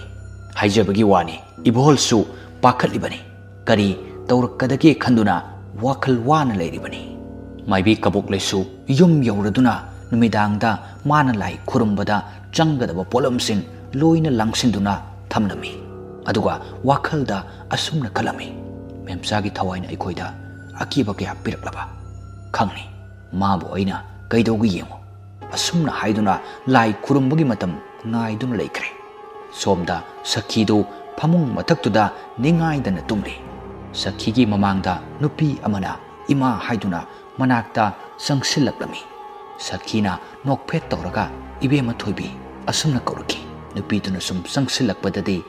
ngasai mana uriba sakpamdu adu oiramdre memsagi sakpam kairaba saktamdu oina urami mataudu ubada sakhi khangprek khangduna taibang phauраklami tanjaduda radesh yamna masadu nomduna hudokpirai sakhi masadu gyan khangta tai masadu su humangna pumchot chotuna leirami masadu ꯁꯣꯔ ꯑꯁꯥꯡꯕ ꯑꯃ ꯍꯣꯟꯗꯣꯛꯂꯒ ꯍꯧꯖꯤꯛꯀꯤꯗꯣ ꯃꯪ ꯑꯣꯏꯔꯕ? ꯔꯥꯙꯦꯁ꯭ꯌꯥꯝꯅ ꯀꯩꯗꯧꯔꯒꯦ ꯅꯪꯕꯣ? ꯅꯃꯥꯡꯗ ꯀꯔꯤ ꯀꯔꯤ ꯑꯃꯨꯛ ꯎꯔꯒꯦ? ꯑꯁꯨꯝꯅ ꯍꯪꯂꯛꯈꯤ꯫ ꯁꯈꯤꯅ ꯊꯣꯛꯈ꯭ꯔꯤꯕ ꯃꯌꯥꯝꯗꯨ ꯂꯣꯏꯅ ꯇꯝꯃꯤ꯫ ꯔꯥꯙꯦꯁ꯭ꯌꯥꯝꯅ ꯅꯣꯛꯂꯤ ꯅꯣꯛꯂꯤ ꯇꯧꯔꯒ ꯔꯥꯙꯦꯁ꯭ꯌꯥꯝꯅ ꯅꯣꯛꯃꯤ ꯇꯧꯔꯒ ꯍꯥꯏ, ꯅꯪꯕꯨ ꯉꯥꯎꯔꯕꯣ? ꯁꯤꯈ꯭ꯔꯕ ꯃꯤꯕꯨ ꯀꯝꯗꯧꯅ ꯂꯥꯛꯀꯗꯧꯔꯤꯕꯒꯦ? ꯅꯃꯧ ꯑꯣꯏꯒꯗꯧꯔꯤꯕ ꯊꯣꯏꯕꯤꯗꯨꯗꯨꯝ ꯑꯣꯏꯔꯝꯅꯤ꯫ ꯅꯪꯅ ꯈꯔ ꯍꯦꯟꯖꯤꯟꯅ ꯈꯟꯕꯗꯒꯤ ꯑꯣꯏꯔꯝꯅꯤ꯫ ꯍꯨꯃꯥꯡꯒ ꯀꯥꯗꯅꯒ ꯇꯧꯏꯅ꯫ ꯀꯥꯟꯅꯗꯦꯁꯦ, ꯇꯨꯝꯅꯕ ꯇꯧꯔꯣ, ꯊꯦꯡꯈꯤꯅꯕꯅꯤ, ꯅꯣꯡꯁꯨ ꯉꯥꯟꯒꯗꯧꯔꯦ, ꯄꯣꯊꯥꯔꯣ ꯄꯣꯊꯥꯔꯣ꯫ ꯑꯁꯨꯝꯅ ꯍꯥꯏꯗꯨꯅ ꯇꯨꯝꯈ꯭ꯔꯦ꯫ ꯁꯈꯤꯁꯨ ꯑꯩꯅ ꯍꯦꯟꯖꯤꯟꯅ ꯈꯟꯕꯒꯤ ꯑꯣꯏꯔꯝꯅꯤ, ꯇꯨꯝꯊꯔꯒꯦ, ꯉꯥꯏꯍꯥꯛ ꯂꯩꯔꯗꯤ ꯅꯣꯡ ꯉꯥꯜꯂꯛꯂꯅꯤ꯫ ꯑꯁꯨꯝꯅ ꯈꯟꯗꯨꯅ ꯇꯨꯝꯈ꯭ꯔꯦ꯫ ꯁꯣꯝꯗꯅ ꯑꯊꯦꯡꯕ ꯃꯇꯝ ꯑꯗꯨꯗ ꯃꯩ ꯃꯔꯛꯇꯨꯗ ꯃꯆꯤꯟꯗꯒꯤ ꯀꯔꯤ ꯀꯔꯤꯅꯣ ꯈꯔ ꯁꯣꯟꯗꯨꯅ ꯁꯥꯊꯤ ꯁꯥꯊꯤꯕ ꯂꯥꯏ ꯀꯧꯗꯨꯅ ꯂꯥꯏ ꯈꯨꯔꯨꯝꯃꯤ꯫ ꯃꯥꯏꯕꯤ ꯀꯕꯣꯛꯂꯩꯅ ꯃꯥꯒꯤ ꯑꯈꯪꯕ ꯑꯍꯩꯕ ꯃꯌꯥꯝꯗꯨ ꯄꯨꯊꯣꯛꯂꯗꯨꯅ ꯃꯦꯝꯆꯥꯒꯤ ꯊꯋꯥꯏꯕꯨ ꯀꯧꯏ꯫ ꯑꯗꯨꯕꯨ ꯃꯦꯝꯆꯥꯒꯤ ꯊꯋꯥꯏꯗꯤ ꯂꯥꯛꯄ ꯀꯧꯕꯗꯤ ꯂꯩꯈꯤꯗꯦ꯫ ꯀꯣꯟꯅ ꯊꯪꯗ ꯃꯦꯝꯆꯥ ꯑꯃꯗꯤ ꯃꯆꯥꯒꯤ ꯊꯋꯥꯏ ꯑꯅꯤꯗꯨ ꯄꯨꯟꯅ ꯂꯥꯛꯈꯤ꯫ ꯀꯕꯣꯛꯂꯩꯅ ꯋꯥꯍꯪ ꯀꯌꯥ ꯍꯪꯈꯤ꯫ ꯀꯔꯤꯅꯣ ꯅꯪꯅ ꯃꯤꯉꯣꯟꯗ ꯑꯀꯤꯕ ꯀꯌꯥ ꯄꯤꯔꯤꯕ? ꯑꯋꯥ ꯑꯅꯥ ꯇꯥꯅꯕ ꯍꯣꯠꯅꯔꯤꯕ? ꯀꯔꯤꯒꯤꯅꯣ? ꯁꯦꯡꯅ ꯈꯨꯝꯃꯨ꯫ ꯃꯦꯝꯆꯥꯅ ꯃꯃꯣꯟ ꯅꯣꯛꯇꯨꯅ, ꯑꯩꯅ ꯅꯈꯣꯏꯗ ꯑꯋꯥꯕ ꯄꯤꯕ? ꯍꯧꯖꯤꯛꯇꯤ ꯅꯈꯣꯏ ꯑꯩꯅ ꯑꯃꯠꯇ ꯂꯦꯝꯅ ꯊꯥꯔꯣꯏ꯫ ꯑꯩꯉꯣꯟꯗ ꯂꯥꯛꯅꯈꯤꯕ ꯑꯗꯨꯗꯒꯤ ꯁꯔꯨꯛ 100 ꯍꯦꯟꯅ ꯅꯈꯣꯏꯕꯨ ꯑꯩꯅ ꯍꯦꯟꯅ ꯑꯣꯠ ꯅꯩꯗꯨꯅ ꯅꯊ꯭ꯋꯥꯏꯗꯨ ꯂꯧꯒꯅꯤ꯫ ꯀꯕꯣꯛꯂꯩꯅ, ꯃꯁꯤ ꯄꯨꯝꯅꯃꯛꯇꯤ ꯅꯪꯒꯤ ꯅꯅꯦꯝ ꯁꯈꯤꯒꯤ ꯊꯧꯁꯤꯟ ꯊꯧꯔꯥꯡ ꯉꯥꯛꯇꯅꯤ꯫ ꯃꯁꯤꯒꯤ ꯍꯧꯔꯛꯐꯝꯗꯤ ꯅꯃꯥꯅꯤ꯫ ꯃꯦꯝꯆꯥ ꯋꯥ ꯃꯈꯥ ꯇꯥꯔꯛꯂꯝꯃꯤ꯫ ꯑꯩꯁꯨ ꯈꯪꯏ, ꯄꯨꯝꯅꯃꯛ ꯃꯥꯒꯤ ꯊꯕꯛ ꯉꯥꯛꯇꯅꯤ꯫ ꯅꯪꯅ ꯁꯦꯜꯗ ꯉꯥꯎꯔꯨꯕ ꯑꯔꯪ ꯑꯔꯥꯛꯇ ꯃꯤꯇꯥꯔꯨꯕꯗꯒꯤ ꯅꯪꯁꯨ ꯑꯩꯅ ꯂꯦꯝꯅꯗꯤ ꯊꯥꯔꯣꯏ꯫ ꯁꯦꯜ ꯈꯔ ꯄꯤꯗꯨꯅ ꯑꯩꯒꯤ ꯇꯥꯏꯕꯪ ꯐꯥꯎꯗ꯭ꯔꯤꯕ ꯏꯆꯥꯁꯨ ꯅꯪꯅ ꯃꯔꯝ ꯑꯣꯏꯗꯨꯅ ꯑꯩꯒ ꯁꯦꯠꯅ ꯈꯥꯏꯅꯍꯟꯈꯤꯕꯅꯤ꯫ ꯍꯧꯖꯤꯛꯇꯤ ꯅꯈꯣꯏꯒꯤ ꯅꯨꯡꯉꯥꯏꯕ ꯁꯔꯨꯛ ꯑꯗꯨ ꯂꯣꯏꯈ꯭ꯔꯦ꯫ ꯅꯈꯣꯏꯕꯨ ꯏꯃꯥ ꯏꯆꯥꯅ ꯑꯣꯠ ꯅꯩꯗꯨꯅ ꯇꯝꯊꯤꯕ ꯃꯑꯣꯡꯗ ꯍꯥꯠꯀꯅꯤ꯫ ꯑꯁꯨꯝꯅ ꯍꯥꯏꯗꯨꯅ ꯀꯕꯣꯛꯂꯩꯒꯤ ꯃꯃꯥꯡꯗ ꯃꯦꯝꯆꯥꯗꯨ ꯊꯋꯥꯏ ꯇꯥꯅ ꯅꯣꯛꯆꯔꯩ꯫ ꯑꯗꯨꯒ ꯑꯁꯥꯎꯕ ꯃꯤꯠꯌꯦꯡ ꯑꯃꯒ ꯂꯣꯏꯅꯅ ꯑꯁꯨꯝꯅ ꯑꯃꯨꯛ ꯍꯥꯏꯔꯛꯂꯝꯃꯤ, ꯅꯪꯅ ꯀꯧꯒꯗꯕ ꯂꯥꯏ ꯀꯧꯔꯣ꯫ ꯍꯧꯖꯤꯛꯇꯤ ꯑꯩꯕꯨ マイꯊꯤꯕ ꯄꯤꯕ ꯉꯝꯕ꯭ꯔꯥ ꯌꯦꯡꯉꯣ꯫ ꯑꯁꯨꯝꯅ ꯍꯥꯏꯔꯝꯗꯨꯅ ꯀꯕꯣꯛꯂꯩꯒꯤ ꯃꯁꯝꯗꯨ ꯄꯥꯏꯗꯨꯅ ꯑꯀꯣꯏꯕꯗꯨꯗ ꯁꯣꯔꯣ ꯁꯣꯔꯣ ꯆꯤꯡꯏ꯫ ꯀꯕꯣꯛꯂꯩ ꯃꯥꯒꯤ ꯍꯩꯖꯕ ꯃꯍꯩ ꯄꯨꯝꯕ ꯁꯤꯖꯤꯟꯅꯔꯛꯏ꯫ ꯑꯗꯨꯕꯨ ꯃꯦꯝꯆꯥꯗꯗꯤ ꯄꯨꯝꯅꯃꯛ ꯑꯔꯦꯝꯕ ꯇꯥꯈꯤ꯫ ꯃꯥꯏꯕꯤ ꯀꯕꯣꯛꯂꯩꯕꯨ ꯃꯦꯝꯆꯥꯅ ꯇꯝꯊꯤꯕ ꯃꯑꯣꯡꯗ ꯂꯥꯛꯅꯔꯝꯃꯤ꯫ ꯀꯕꯣꯛꯂꯩ ꯃꯁꯥꯗꯨ ꯂꯩꯃꯥꯏꯗ ꯇꯥꯗꯨꯅ ꯃꯃꯤꯠ ꯑꯗꯨ ꯄꯥꯡꯕ ꯉꯝꯕꯣꯏ ꯉꯝꯗꯕꯣꯏ ꯇꯧꯗꯨꯅ ꯇꯥꯗꯨꯅ ꯂꯩꯔꯤ꯫ ꯑꯁꯨꯝꯅ ꯂꯩꯔꯤꯉꯩꯗ ꯃꯥꯅ ꯃꯃꯤꯠꯇꯨ ꯇꯞꯅ ꯄꯥꯡꯊꯣꯔꯛꯇꯨꯅ ꯌꯦꯡꯕꯗ ꯃꯥꯒ ꯃꯤꯠꯆꯥꯟꯅꯅ ꯂꯪꯇ꯭ꯔꯤꯛ ꯂꯪꯕ ꯃꯃꯤꯠ ꯑꯅꯤꯈꯛ ꯃꯉꯣꯟꯗ ꯃꯨꯟꯅ ꯌꯦꯡꯗꯨꯅ ꯂꯩꯔꯝꯃꯤ꯫ ꯃꯥꯏꯕꯤ ꯀꯕꯣꯛꯂꯩ ꯆꯩꯅꯥ ꯈꯥꯡꯅ ꯃꯃꯤꯠꯇꯨ ꯄꯥꯡꯕ ꯉꯝꯕꯣꯏ ꯉꯝꯗꯕꯣꯏ ꯇꯧꯗꯨꯅ ꯃꯨꯟꯅ ꯌꯦꯡꯉꯝꯃꯤ꯫ ꯑꯗꯨꯒ ꯑꯀꯣꯏꯕꯗꯁꯨ ꯃꯁꯥꯗꯨ ꯐꯠ ꯐꯠ ꯂꯩꯗꯨꯅ ꯌꯦꯡꯂꯝꯃꯤ꯫ ꯃꯥꯅ ꯌꯦꯡꯂꯤꯕꯗꯨ ꯃꯦꯝꯆꯥꯕꯨꯅꯤ꯫ ꯃꯦꯝꯆꯥ ꯃꯐꯝ ꯑꯗꯨꯋꯥꯏꯗ ꯂꯩꯕ ꯎꯗ꯭ꯔꯕꯗ ꯉꯁꯥꯏ ꯎꯈ꯭ꯔꯤꯕ ꯁꯛꯇꯝꯗꯨꯗ ꯑꯃꯨꯛ ꯌꯦꯡꯂꯛꯂꯝꯃꯤ꯫ ꯑꯗꯨꯕꯨ ꯃꯐꯝ ꯍꯣꯡꯗꯨꯅ ꯑꯗꯨꯝ ꯀꯕꯣꯛꯂꯩꯗ ꯌꯦꯡꯗꯨꯅ ꯂꯩꯔꯝꯃꯤ꯫ ꯀꯕꯣꯛꯂꯩ ꯉꯥꯏꯍꯥꯛ ꯋꯥꯈꯜꯗꯨ ꯉꯛꯆꯥꯅꯩ꯫ ꯀꯨꯏꯍꯧꯗꯦ ꯌꯦꯡꯗꯨꯅ ꯂꯩꯔꯝꯃꯤꯕ ꯃꯃꯤꯠ ꯑꯗꯨ ꯇꯞꯅ ꯇꯞꯅ ꯀꯕꯣꯛꯂꯩ ꯃꯅꯥꯛ ꯇꯝꯅ ꯆꯪꯁꯤꯜꯂꯛꯂꯝꯃꯤ꯫ ꯀꯕꯣꯛꯂꯩ ꯆꯪꯁꯤꯜꯂꯛꯂꯤꯕ ꯁꯛꯇꯝꯗꯨ ꯎꯕꯗ ꯑꯀꯤꯕ ꯑꯃ ꯄꯣꯛꯂꯝꯃꯤ꯫ ꯃꯁꯥ ꯃꯥꯏꯕꯤ ꯑꯣꯏꯖꯔꯕꯁꯨ ꯃꯈꯣꯏꯒꯤ ꯃꯐꯝꯗꯗꯤ ꯃꯥꯒꯤ ꯃꯍꯩ ꯑꯔꯦꯝꯕ ꯄꯨꯝꯅꯃꯛ ꯇꯥꯔꯝꯃꯤ꯫ ꯆꯪꯁꯤꯜꯂꯛꯂꯤꯕ ꯁꯛꯐꯝꯗꯨ ꯃꯃꯥꯏ ꯁꯤꯠ ꯅꯥꯟꯕ ꯌꯦꯡꯕꯗ ꯑꯀꯤꯕ ꯄꯣꯛꯄ ꯁꯛꯇꯝꯗꯨꯅ ꯇꯞꯅ ꯇꯞꯅ ꯀꯕꯣꯛꯂꯩꯒꯤ ꯃꯅꯥꯛ ꯇꯝꯅ ꯆꯪꯁꯤꯜꯂꯛꯂꯝꯃꯤ꯫ ꯆꯪꯁꯤꯜꯂꯛꯂꯤꯕ ꯑꯗꯨ ꯃꯤꯑꯣꯏ ꯃꯇꯧ ꯁꯨꯗ꯭ꯔꯕ, ꯌꯦꯡꯕꯗ ꯌꯥꯝꯅ ꯍꯩꯅꯗ꯭ꯔꯕ, ꯁꯛꯐꯝ ꯀꯥꯏꯔꯕ, ꯌꯥꯝꯅ ꯅꯦꯝꯕ, ꯆꯥꯎꯕ ꯍꯦꯟꯗ꯭ꯔꯕ ꯑꯉꯥꯡ ꯑꯃ ꯑꯣꯟꯗꯨꯅ ꯂꯩꯔꯝꯃꯤ꯫ ꯑꯉꯥꯡ ꯑꯗꯨ ꯅꯣꯛꯇꯨꯅ ꯁꯥꯟꯅꯗꯨꯅ ꯂꯩꯔꯝꯃꯤ꯫ ꯑꯗꯨꯒ ꯇꯥꯗꯨꯅ ꯂꯩꯔꯤꯕ ꯀꯕꯣꯛꯂꯩꯒꯤ ꯃꯁꯥꯗ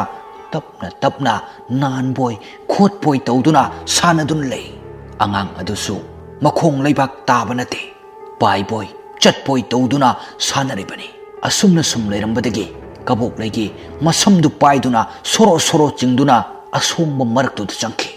ꯑꯗꯨꯒ ꯑꯉꯥꯡ ꯑꯗꯨꯅ ꯑꯁꯨꯝꯅ ꯑꯃꯨꯛ ꯍꯥꯏꯔꯛꯂꯝꯃꯤ,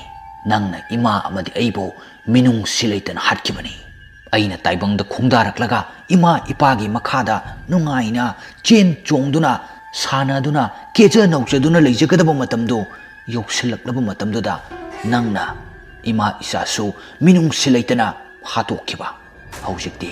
ꯑꯩꯅ ꯅꯈꯣꯏꯕꯨ ꯑꯃꯠꯇ ꯂꯦꯝꯅ ꯊꯥꯔꯣꯏ ꯅꯈꯣꯏꯕꯨ ꯑꯩꯅ ꯇꯔꯥꯏ ꯇꯔꯥꯏ ꯍꯥꯠꯀꯗꯕ ꯅꯠꯇꯦ ꯑꯣꯠ ꯅꯩꯕ ꯀꯌꯥ ꯇꯧꯗꯨꯅ ꯍꯥꯠꯀꯗꯧꯔꯤꯕꯅꯤ ꯏꯃꯥ ꯏꯆꯥ ꯍꯥꯠꯄꯒꯤꯗꯃꯛꯇ ꯃꯆꯥ ꯑꯣꯏꯕ ꯑꯩꯅ ꯅꯈꯣꯏꯕु ꯑꯃꯨꯛ ꯂꯣꯏꯁꯤꯟꯒꯗꯧꯔꯤꯕꯅꯤ ꯑꯁꯨꯝꯅ ꯍꯥꯏꯗꯨꯅ ꯃꯣꯡꯁꯣꯡ ꯃꯔꯛꯇꯨꯗ ꯑꯉꯥꯡ ꯑꯗꯨꯅ ꯃꯥꯏꯕꯤ ꯀꯕꯣꯛꯂꯩ ꯑꯗꯨ ꯁꯣꯔꯣ ꯁꯣꯔꯣ ꯆꯤꯡꯗꯨꯅ ꯂꯥꯛꯅꯔꯤ ꯀꯕꯣꯛꯂꯩ ꯑꯔꯣꯏꯕ ꯁꯣꯔ ꯍꯣꯜꯂꯛꯀꯗꯧꯔꯦ ꯁꯣꯔꯗꯨ ꯊꯕꯦꯠ ꯊꯕꯦꯠ ꯍꯣꯟꯗꯨꯅ ꯌꯥꯝꯅ ꯋꯥꯅ ꯂꯩꯔꯝꯃꯤ ꯃꯃꯥꯏꯗꯨ ꯃꯊꯛꯇ ꯑꯣꯟꯈꯠꯇꯨꯅ ꯂꯩꯔꯝꯃꯤ ꯎ ꯑꯃꯒꯤ ꯃꯁꯥꯗ ꯃꯈꯣꯡ ꯌꯥꯟꯊꯗꯨꯅ ꯀꯕꯣꯛꯂꯩꯗ ꯃꯨꯟꯅ ꯌꯦꯡꯗꯨꯅ ꯅꯣꯛꯐꯦꯠ ꯇꯧꯗꯨꯅ ꯂꯩꯔꯝꯃꯤ ꯃꯦꯝꯆꯥꯅ ꯑꯁꯨꯝ ꯌꯦꯡꯂꯝꯕꯗꯒꯤ ꯏꯈꯪ ꯈꯪꯍꯧꯗꯅ ꯃꯦꯝꯆꯥꯅ ꯐꯝꯂꯤꯕ ꯎ ꯃꯁꯥ ꯑꯗꯨ ꯀꯕꯣꯛꯂꯩ ꯇꯝꯅ ꯇꯥꯁꯤꯜꯂꯛꯂꯝꯃꯤ ꯃꯥꯏꯕꯤ ꯀꯕꯣꯛꯂꯩ ꯈꯨꯗꯛꯇ ꯃꯍꯥꯛꯀꯤ ꯊꯋꯥꯏ ꯑꯔꯣꯏꯕ ꯍꯥꯏꯕꯗꯨ ꯑꯣꯏꯈꯤ ꯃꯊꯪꯒꯤ ꯅꯨꯃꯤꯠꯅꯤ ꯃꯥꯏꯕꯤ ꯀꯕꯣꯛꯂꯩ ꯁꯤꯔꯦ ꯍꯥꯏꯕꯒꯤ ꯄꯥꯎ ꯃꯊꯪ ꯃꯊꯪ ꯌꯧꯅꯈꯤꯕꯅ ꯏꯕꯣꯍꯜ ꯁꯈꯤ ꯍꯣꯏꯁꯨ ꯄꯥꯎꯗꯨ ꯇꯥꯔꯝꯃꯤ ꯃꯈꯣꯏ ꯄꯨꯟꯅ ꯍꯧꯅꯗꯨꯅ ꯃꯥꯏꯕꯤ ꯀꯕꯣꯛꯂꯩꯒꯤ ꯑꯁꯤꯕ ꯍꯪꯕ ꯂꯥꯛꯂꯝꯃꯤ ꯍꯧꯖꯤꯛꯇꯤ ꯌꯨꯝꯁꯨ ꯌꯧꯔꯝꯃꯤ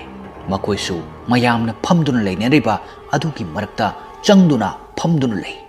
ꯁꯈꯤꯒ ꯊꯪꯅꯅ ꯐꯝꯂꯤꯕ ꯅꯨꯄꯤ ꯑꯗꯨꯗ ꯑꯁꯨꯝꯅ ꯍꯪꯂꯤ ꯏꯆꯦ ꯃꯇꯧ ꯀꯔꯝꯅ ꯂꯩꯈꯤꯗꯕꯅꯣ ꯃꯥꯒꯤꯁꯤꯕꯨ ꯅꯨꯄꯤ ꯑꯗꯨꯅ ꯑꯩꯈꯣꯏꯁꯨ ꯁꯦꯡꯅ ꯈꯪꯗꯦ ꯉꯁꯤ ꯅꯣꯡ ꯉꯥꯜꯂꯛꯄꯗ ꯑꯁꯤꯒꯤ ꯈꯔ ꯁꯨꯛꯄ ꯖꯒꯥꯁꯤꯗ ꯎ ꯃꯁꯥ ꯑꯃ ꯃꯊꯛꯇꯒꯤ ꯇꯥꯔꯛꯂꯒ ꯃꯉꯣꯟꯗ ꯅꯟꯕꯗꯒꯤ ꯑꯗꯨꯗꯒꯤ ꯂꯩꯇꯕ ꯑꯣꯏꯔ ꯃꯥꯜꯂꯦ ꯁꯈꯤꯅ ꯃꯥꯗꯤ ꯀꯔꯤꯒꯤ ꯑꯁꯤꯒꯤ ꯃꯐꯝꯁꯤꯗ ꯆꯪꯂꯤꯕ ꯅꯨꯄꯤꯗꯨꯅ ꯈꯪꯗꯦ ꯑꯩꯈꯣꯏꯁꯨ ꯑꯗꯨꯅꯤ ꯉꯛꯅꯔꯤꯕꯁꯦ ꯃꯌꯥꯝꯅ ꯈꯟꯕꯗ ꯃꯥꯁꯤ ꯃꯥꯏꯕꯤꯅꯤ ꯂꯥꯏ ꯁꯥꯟꯅꯔꯝꯒꯗ꯭ꯔꯥꯅ ꯈꯟꯅꯔꯤꯕꯅꯤ ꯃꯌꯥꯝꯅꯁꯨ ꯌꯥꯝꯅ ꯐꯤꯕꯝ ꯁꯣꯛꯅ ꯂꯩꯔꯝꯃꯦꯕꯨ ꯍꯥꯏꯗ ꯉꯁꯥꯏ ꯑꯌꯨꯛꯇ ꯃꯤꯑꯣꯏ ꯈꯔꯅ ꯃꯣꯏꯒꯤ ꯌꯨꯝꯗ ꯆꯪꯉꯨꯕꯖꯥꯠꯅꯤ ꯃꯗꯨꯗ ꯀꯧꯕ ꯌꯥꯕ ꯀꯧꯕꯖꯥꯠꯅꯤ ꯁꯨꯈꯨꯝ ꯈꯨꯝꯂꯛꯇ꯭ꯔꯕꯗꯨꯗ ꯆꯠꯂꯒꯦꯅ ꯃꯈꯣꯏꯁꯨ ꯂꯥꯛꯄ ꯍꯧꯔꯛꯄꯗꯨꯗ ꯈꯔ ꯂꯥꯞꯅ ꯃꯤꯑꯣꯏ ꯑꯃ ꯇꯥꯗꯨꯅ ꯂꯩꯕ ꯎꯔꯛꯄꯗꯒꯤ ꯆꯪꯁꯤꯟꯗꯨꯅ ꯌꯦꯡꯉꯨꯕꯗꯗꯤ ꯏꯆꯦ ꯀꯕꯣꯛꯂꯩ ꯑꯣꯏꯔꯝꯃꯦ ꯍꯥꯏꯅꯦ ꯁꯈꯤ ꯋꯥꯔꯤꯗꯨ ꯃꯨꯟꯅ ꯇꯥꯔꯝꯃꯤ ꯃꯗꯨꯗ ꯌꯥꯝꯅ ꯆꯤꯡꯅꯔꯝꯃꯤ ꯇꯧꯔꯛꯂꯤꯕꯁꯤ ꯃꯦꯝꯆꯥꯅ ꯁꯣꯏꯗꯨꯅ ꯇꯧꯕ ꯑꯣꯏꯔꯝꯒꯅꯤ ꯍꯥꯏꯗꯨꯅ ꯋꯥꯈꯜꯗ ꯈꯟꯖꯔꯝꯃꯤ ꯁꯈꯤ ꯍꯣꯏꯁꯨ ꯄꯨꯟꯅ ꯑꯃꯨꯛ ꯌꯨꯝꯗ ꯍꯜꯂꯛꯂꯝꯃꯤ ꯃꯈꯣꯏꯅ ꯂꯝꯕꯤꯗ ꯑꯁꯨꯝ ꯍꯜꯂꯛꯄ ꯃꯇꯝꯗ ꯋꯥꯔꯤ ꯁꯨꯝ ꯇꯥꯟꯅꯔꯝꯃꯤ ꯁꯈꯤꯅ ꯍꯥꯟꯅ ꯍꯧꯗꯣꯔꯛꯂꯝꯃꯤ ꯍꯧꯖꯤꯛꯇꯤ ꯑꯩꯈꯣꯏ ꯑꯋꯥꯐꯝꯗ ꯂꯣꯏꯅ ꯇꯥꯕ ꯇꯥꯔꯦ ꯏꯆꯦ ꯀꯕꯣꯛꯂꯩ ꯂꯩꯇ꯭ꯔꯕꯅꯤꯅ ꯑꯩꯈꯣꯏ ꯌꯥꯝ ꯊꯨꯕ ꯃꯇꯝꯗ ꯑꯍꯩꯕ ꯃꯥꯏꯕꯤ ꯑꯃ ꯇꯥꯟꯅꯗꯕ ꯌꯥꯗ꯭ꯔꯦ ꯑꯇꯩꯅ ꯑꯃꯨꯛ ꯑꯁꯨꯝꯅ ꯍꯥꯏꯔꯛꯂꯝꯃꯤ ꯇꯧꯈ꯭ꯔꯤꯕ ꯃꯌꯥꯝꯗꯨꯗꯤ ꯀꯝꯗꯧꯕ ꯑꯗꯨꯅ ꯍꯦꯟꯅ ꯑꯋꯥꯕ ꯇꯥꯔꯛꯄ ꯌꯥꯏ ꯌꯥꯝꯅꯁꯨ ꯍꯦꯟꯖꯟꯅ ꯈꯜꯂꯨꯅꯨꯗ ꯃꯥꯅ ꯂꯥꯏ ꯈꯨꯔꯨꯝꯃꯤꯉꯩꯗ ꯃꯥꯒ ꯌꯥꯅꯗꯕ ꯌꯥꯎꯔꯝꯕ ꯌꯥꯏ ꯑꯗꯨꯗ ꯃꯉꯣꯟꯗ ꯑꯋꯥꯕ ꯄꯤꯕ ꯑꯣꯏꯔꯝꯅꯤ ꯑꯁꯨꯝꯅ ꯍꯥꯏꯔꯛꯈꯤ ꯁꯈꯤ ꯃꯈꯥ ताना इबोहलदा असुमना हायरमी लुहोंबगी मतांगदुना कमदौसेबा इबोहलना अइनासु हायख्रबनी मंगोंदा अदुबु मादी यानिंगदबदौना तौरा लेरे हौजिक्सी अइ याननब अदुम तौगे Yadav यापोन्तेदा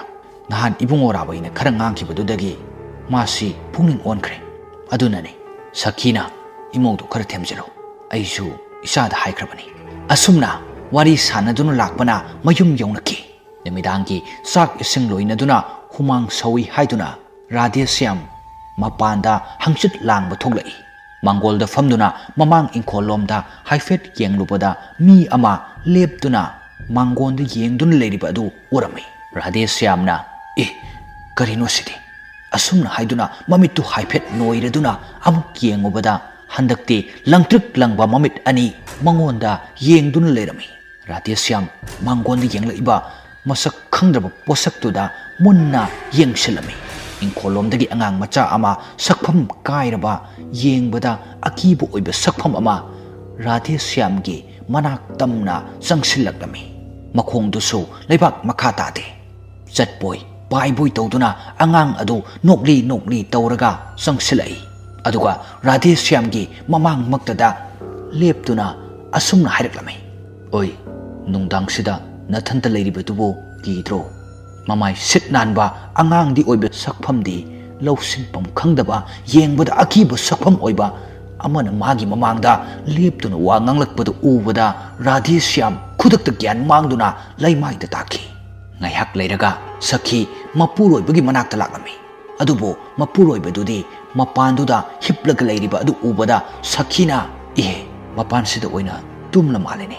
imungda kok changlaga tumba yabadubo asumna haiduna mapuroibagi hakchangdu paiduna nomduna haudoklami adubo Radhe Shyamdi mayada kongbon kaduna gyan mangduna leirami tawriba matautu ubada sakhi ngaihak tawfam chapam khangdana mapuroibabu kanna kauduna haudoklami sakhi imungda sensin kiduna imungdagi ising khara puthorklaga mapuroibagi makokta thabirami mikuk kharagi tungda Radhe Shyam wakhal taraklami masu ngaiyak tangdi masadu gyan taramde ngaiyak leiragadi tapna ngasai thokiba mayamdu ningsinglaklami Radhe Shyamna haujikti aikhoi awafamda loina tarani aikhoina mama masada tawkiba mayamdu haujikti makhoina aikhoibu amuk lamun singba horakle sakhina onthong taningkidreda kadaidagi mama masano memchadu sikrabani magi thawaiga laoi asumna haiduna saurab tawki aduga imungda changki Radhe Shyamsu imungda changduna tungkhre ngasisu hanagomna sakhigi mamangda thoibigi sakfam oina adum urami ima nungairibru na khoibo asumna haiduna ikairap tawduna yengi sakhina nungairiye udaba kuireda isasidi asumna haiduna manakta changsilaktuna wari sagi tawrami ngasai ukriba sakpam duga haujik uriba saktam asigadi yamna onaramle handak uriba sakpam sina mamai nama maina chakibagi sakpam oina urami mamit nama ama singthokpagi tharak yanduna masam mana ifa phaduna leptun lerami makhutta angang ama sakpam kairaba yengbada akiba ama oiraba ama urami angang aduna sakhigi manakta sangsillaktuna makhorida metuna hatki tawrami sakhi kanna lauduna kaplami somdana Radhe Shyamna sakhibu masa paiduna kanna nomduna kauri sakhi ngaiyak leiraga gyan tarklami aduga masinda asumna solaklami as huskido mang oiraba aidi asengbo oirboy khalure as ai thoibibu aigi imo oiba pamdre ayeng ibolda haidokhrage asumna haiduna mapuroibada hairami kari tawragene nangbu thoibi dubu namo oini khanbadai natro memsa su nangna hatkribado aduga hausikna namo oiba pamdrena taningdeko namang nahada kari no khara uraga swaida oida pataba wanganga kano nasa su memsa thiruni haiduna thabak mafamdu oina leirurani haiduna chatkredana mana karam tawriba nongmata su lakhidre isado masi pumbasi nangna loina thoan mangaktani memsado yamna phakrabi moni masida nangna pidat padat pani haiduna tathi tawoina tawbiriba masu khangba yabadi khangjaramidana nangi sarai sidagi hendoraktana nakhut makna hatkhriba natro kari sare hausikti aibusu nangna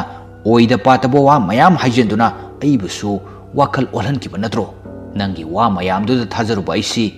kaya da pangkraba hausikti tapna mang takba horakledana yarese khanjelurano tumna batawro asumna haiduna makoi tumna ki matam khara leiraga sakhi ibolgi yumda laklami ibolgi imunggi minasu sakhi lakpaduda harau towi sakhibu imungduda kausinduna faminaduna acha athak kaya chaminnaraduna nungai ba wari kaya sanadun lerami marak thatna sakhina tapna wahaudore ibungo ibol nangi nachal thoibiga aigi ichara baiga luhongse haina kibado madugi thabakto toklase masu le sabini magi khangnaba misu lerongani aikhoina ngami haiduna tawbasi su phatte isana su yum palu haiba yararoi madi memsagi wakhalda luptuna leikrabani aikhoi phabo mawnda ningsing kidrabani makhoina phani haibaduda adum tawjarasano aikhoina ngami haiduna makhoigi pukningi wakhalol khangdana tawbasi su masi phatte aisu sigi wafamse amuk matung manau haudoraklaroi ai masi hairuge haidana nangi nanakta laglibani ibohalna imasi hoina phai haibado adum tawbiyo aina so hana aigi sel thoibida wa pumba hudokrabani adubu maso hujikti rabaibu pamdre hairakle nupi lerba nupada yum panba ngamloi haidunu leikrabani masigi wafamse aina imasidadi haudokkidabani maramdi imasina nungai khiroi khanbadagi haikidabani imasi haujisu tawdoksingdu rabaida amata khangantriba natra rabaina so amata chingnadriba natra Sakhina khangdri magi memsado aina di supam pamdi ichana apamba mau ama pusilakpada ai karisu thingoi tawbatabu ai khoiga thak manabu oigadabani aduga amana ai isasi handakti ihei hainingdaba chathok khodokpada karinoma itau tawbadona manghanaga marol ama nuaitabane nungsi khidraba memsado maduda adum udana lei chumnaga ubanate sakpham kairba mongda adum ui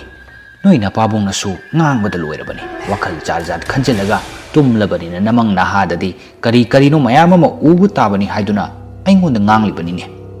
adona khoidadi kari mata tawdabra mathi phonglaktabra na khoina chathok khotokpadaga aki tujungbaga phawdabra thokliba thoktoksi ai itomdara ibohalna magi so adum hairaki nahan aina nadun leikhibadusu atai maram amadagi nate aina thabak halakpada aikoi thongan maya sidagi horaga aina imung changlamdai phawba thawai amana ingonda adum yetun leibani aroibadadi sakpham kairaba misak amana aingonda aki tujungba kaya tawrakpadagi ai khudakta gyan mangkhibani namitudagi aisu isada hainingboy hainingdaboy thabakka tawningbaga poktaba adum tawduna lei masi aina khanbada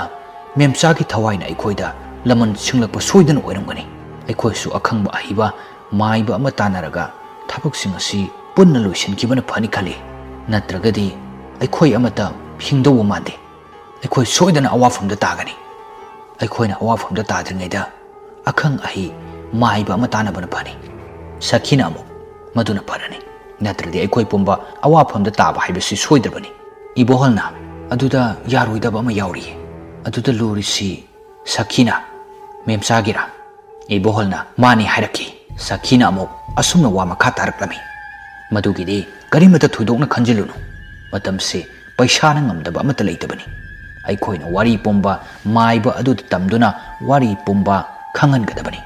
aduda paisa mayam ama pisinduna maiba adubu thabaksidi yananaba singadabani adudagidi aikhoisu adum nungaina leiradobani akiba kaya leirambadusu amata leiraro chathok khotokpada nungaina chalani masina patra aina hairise nakhoi kari khali ibohalna maduna budi yamna pai aduda maiba aduna thabaksida yaba ngamloi hairaklagadi kamdoboi masi Sakhina amhari paisa hana utkadabani sel ororo haitharadi masu paisa du ubada adum wakhal hongkragadabani adugi matungdagidi aikhoigi thabakta adum yare aikoi adum nungaina leiroidro asumna hairaki ibohalna phare adudi thabaksi khara thujinaba tawsi matamsi sum thengjin khragadi aikhoida hena awaba tabu yai yarikai thabaksi thujinaba tawsi numit kharani leiraga ahiba maiba ma kaurasi aisu ahiba maiba ma thikige ai numit kharani si thabak kharadi jinkini thabakki matamsi ayuk nongthalgi matam khaidana tawdoriba thabak oibana tumba chawu fawa khangoi doribani masisu loigadori kuiraroi aduga adum tawrasi asumna hairaki Sakhina nangi thabaktuna kadaida pairiba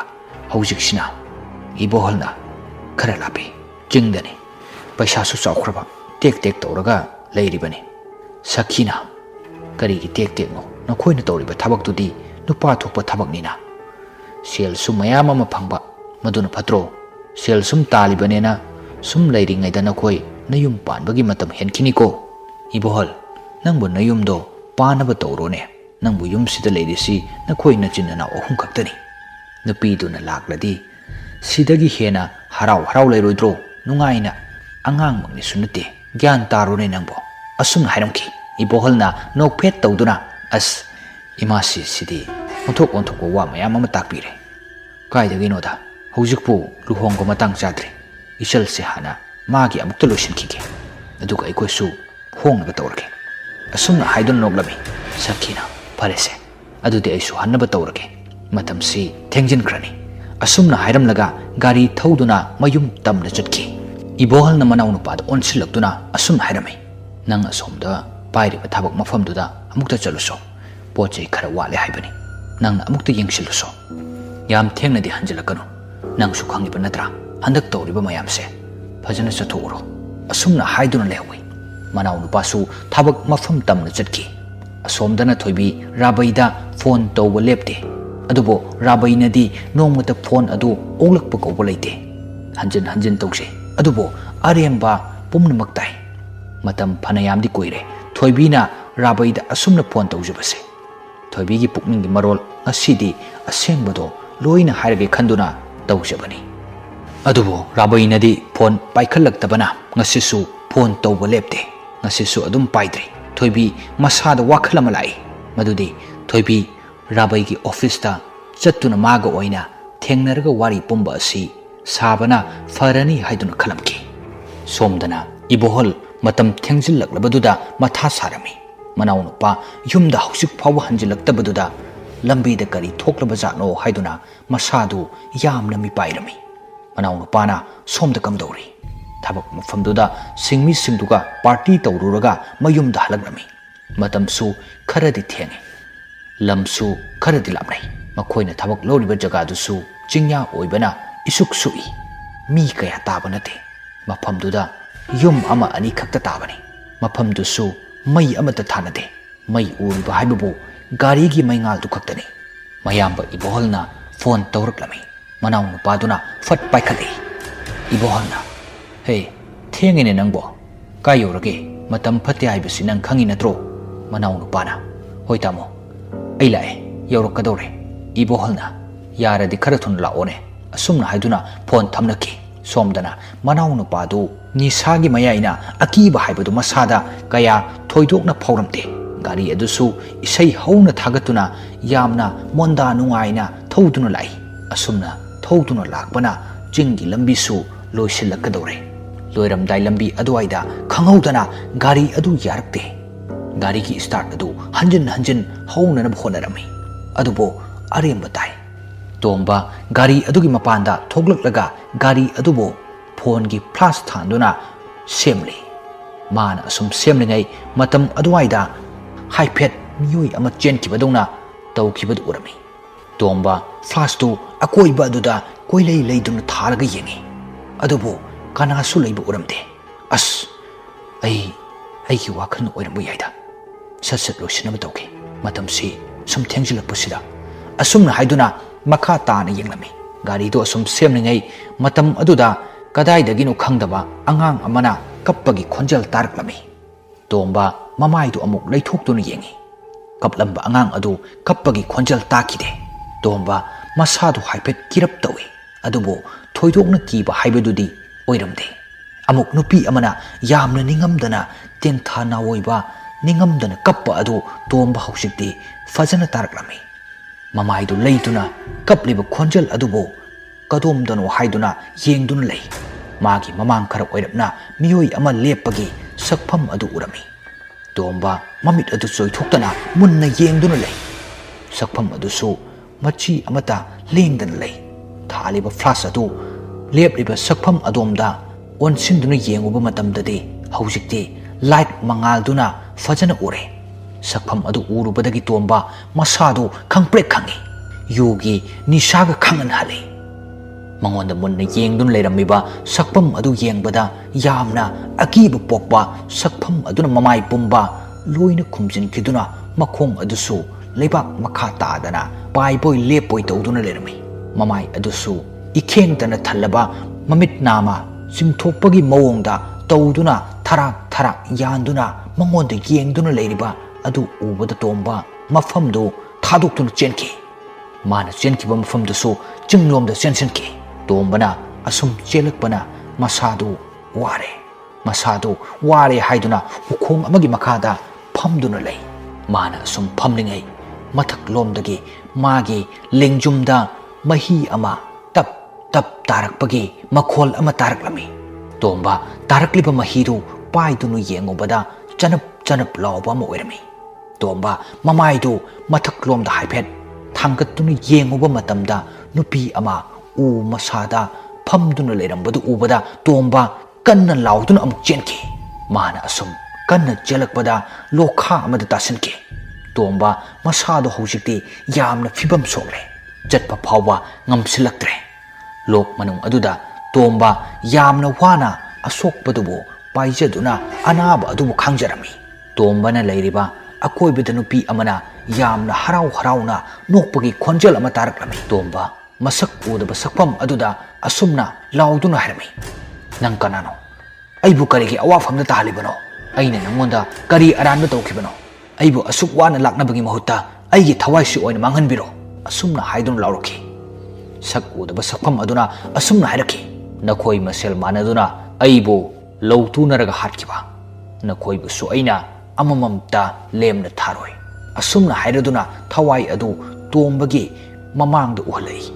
ꯇꯣꯝꯕ ꯃꯆꯤꯟꯗꯗꯤ ꯇꯞꯅ ꯃꯦꯝꯆꯥ ꯍꯥꯏꯅ ꯀꯧꯔꯛꯈꯤ꯫ ꯃꯦꯝꯆꯥꯒꯤ ꯍꯥꯟꯅꯒꯤ ꯑꯁꯦꯡꯕ ꯁꯛꯇꯝ ꯑꯗꯨ ꯇꯣꯝꯕꯒꯤ ꯃꯃꯥꯡꯗ ꯎꯍꯜꯂꯛꯈꯤ꯫ ꯃꯈꯣꯏ ꯑꯅꯤ ꯌꯦꯡꯅꯗꯨꯅ ꯑꯁꯨꯝ ꯂꯩꯔꯤꯉꯩꯗ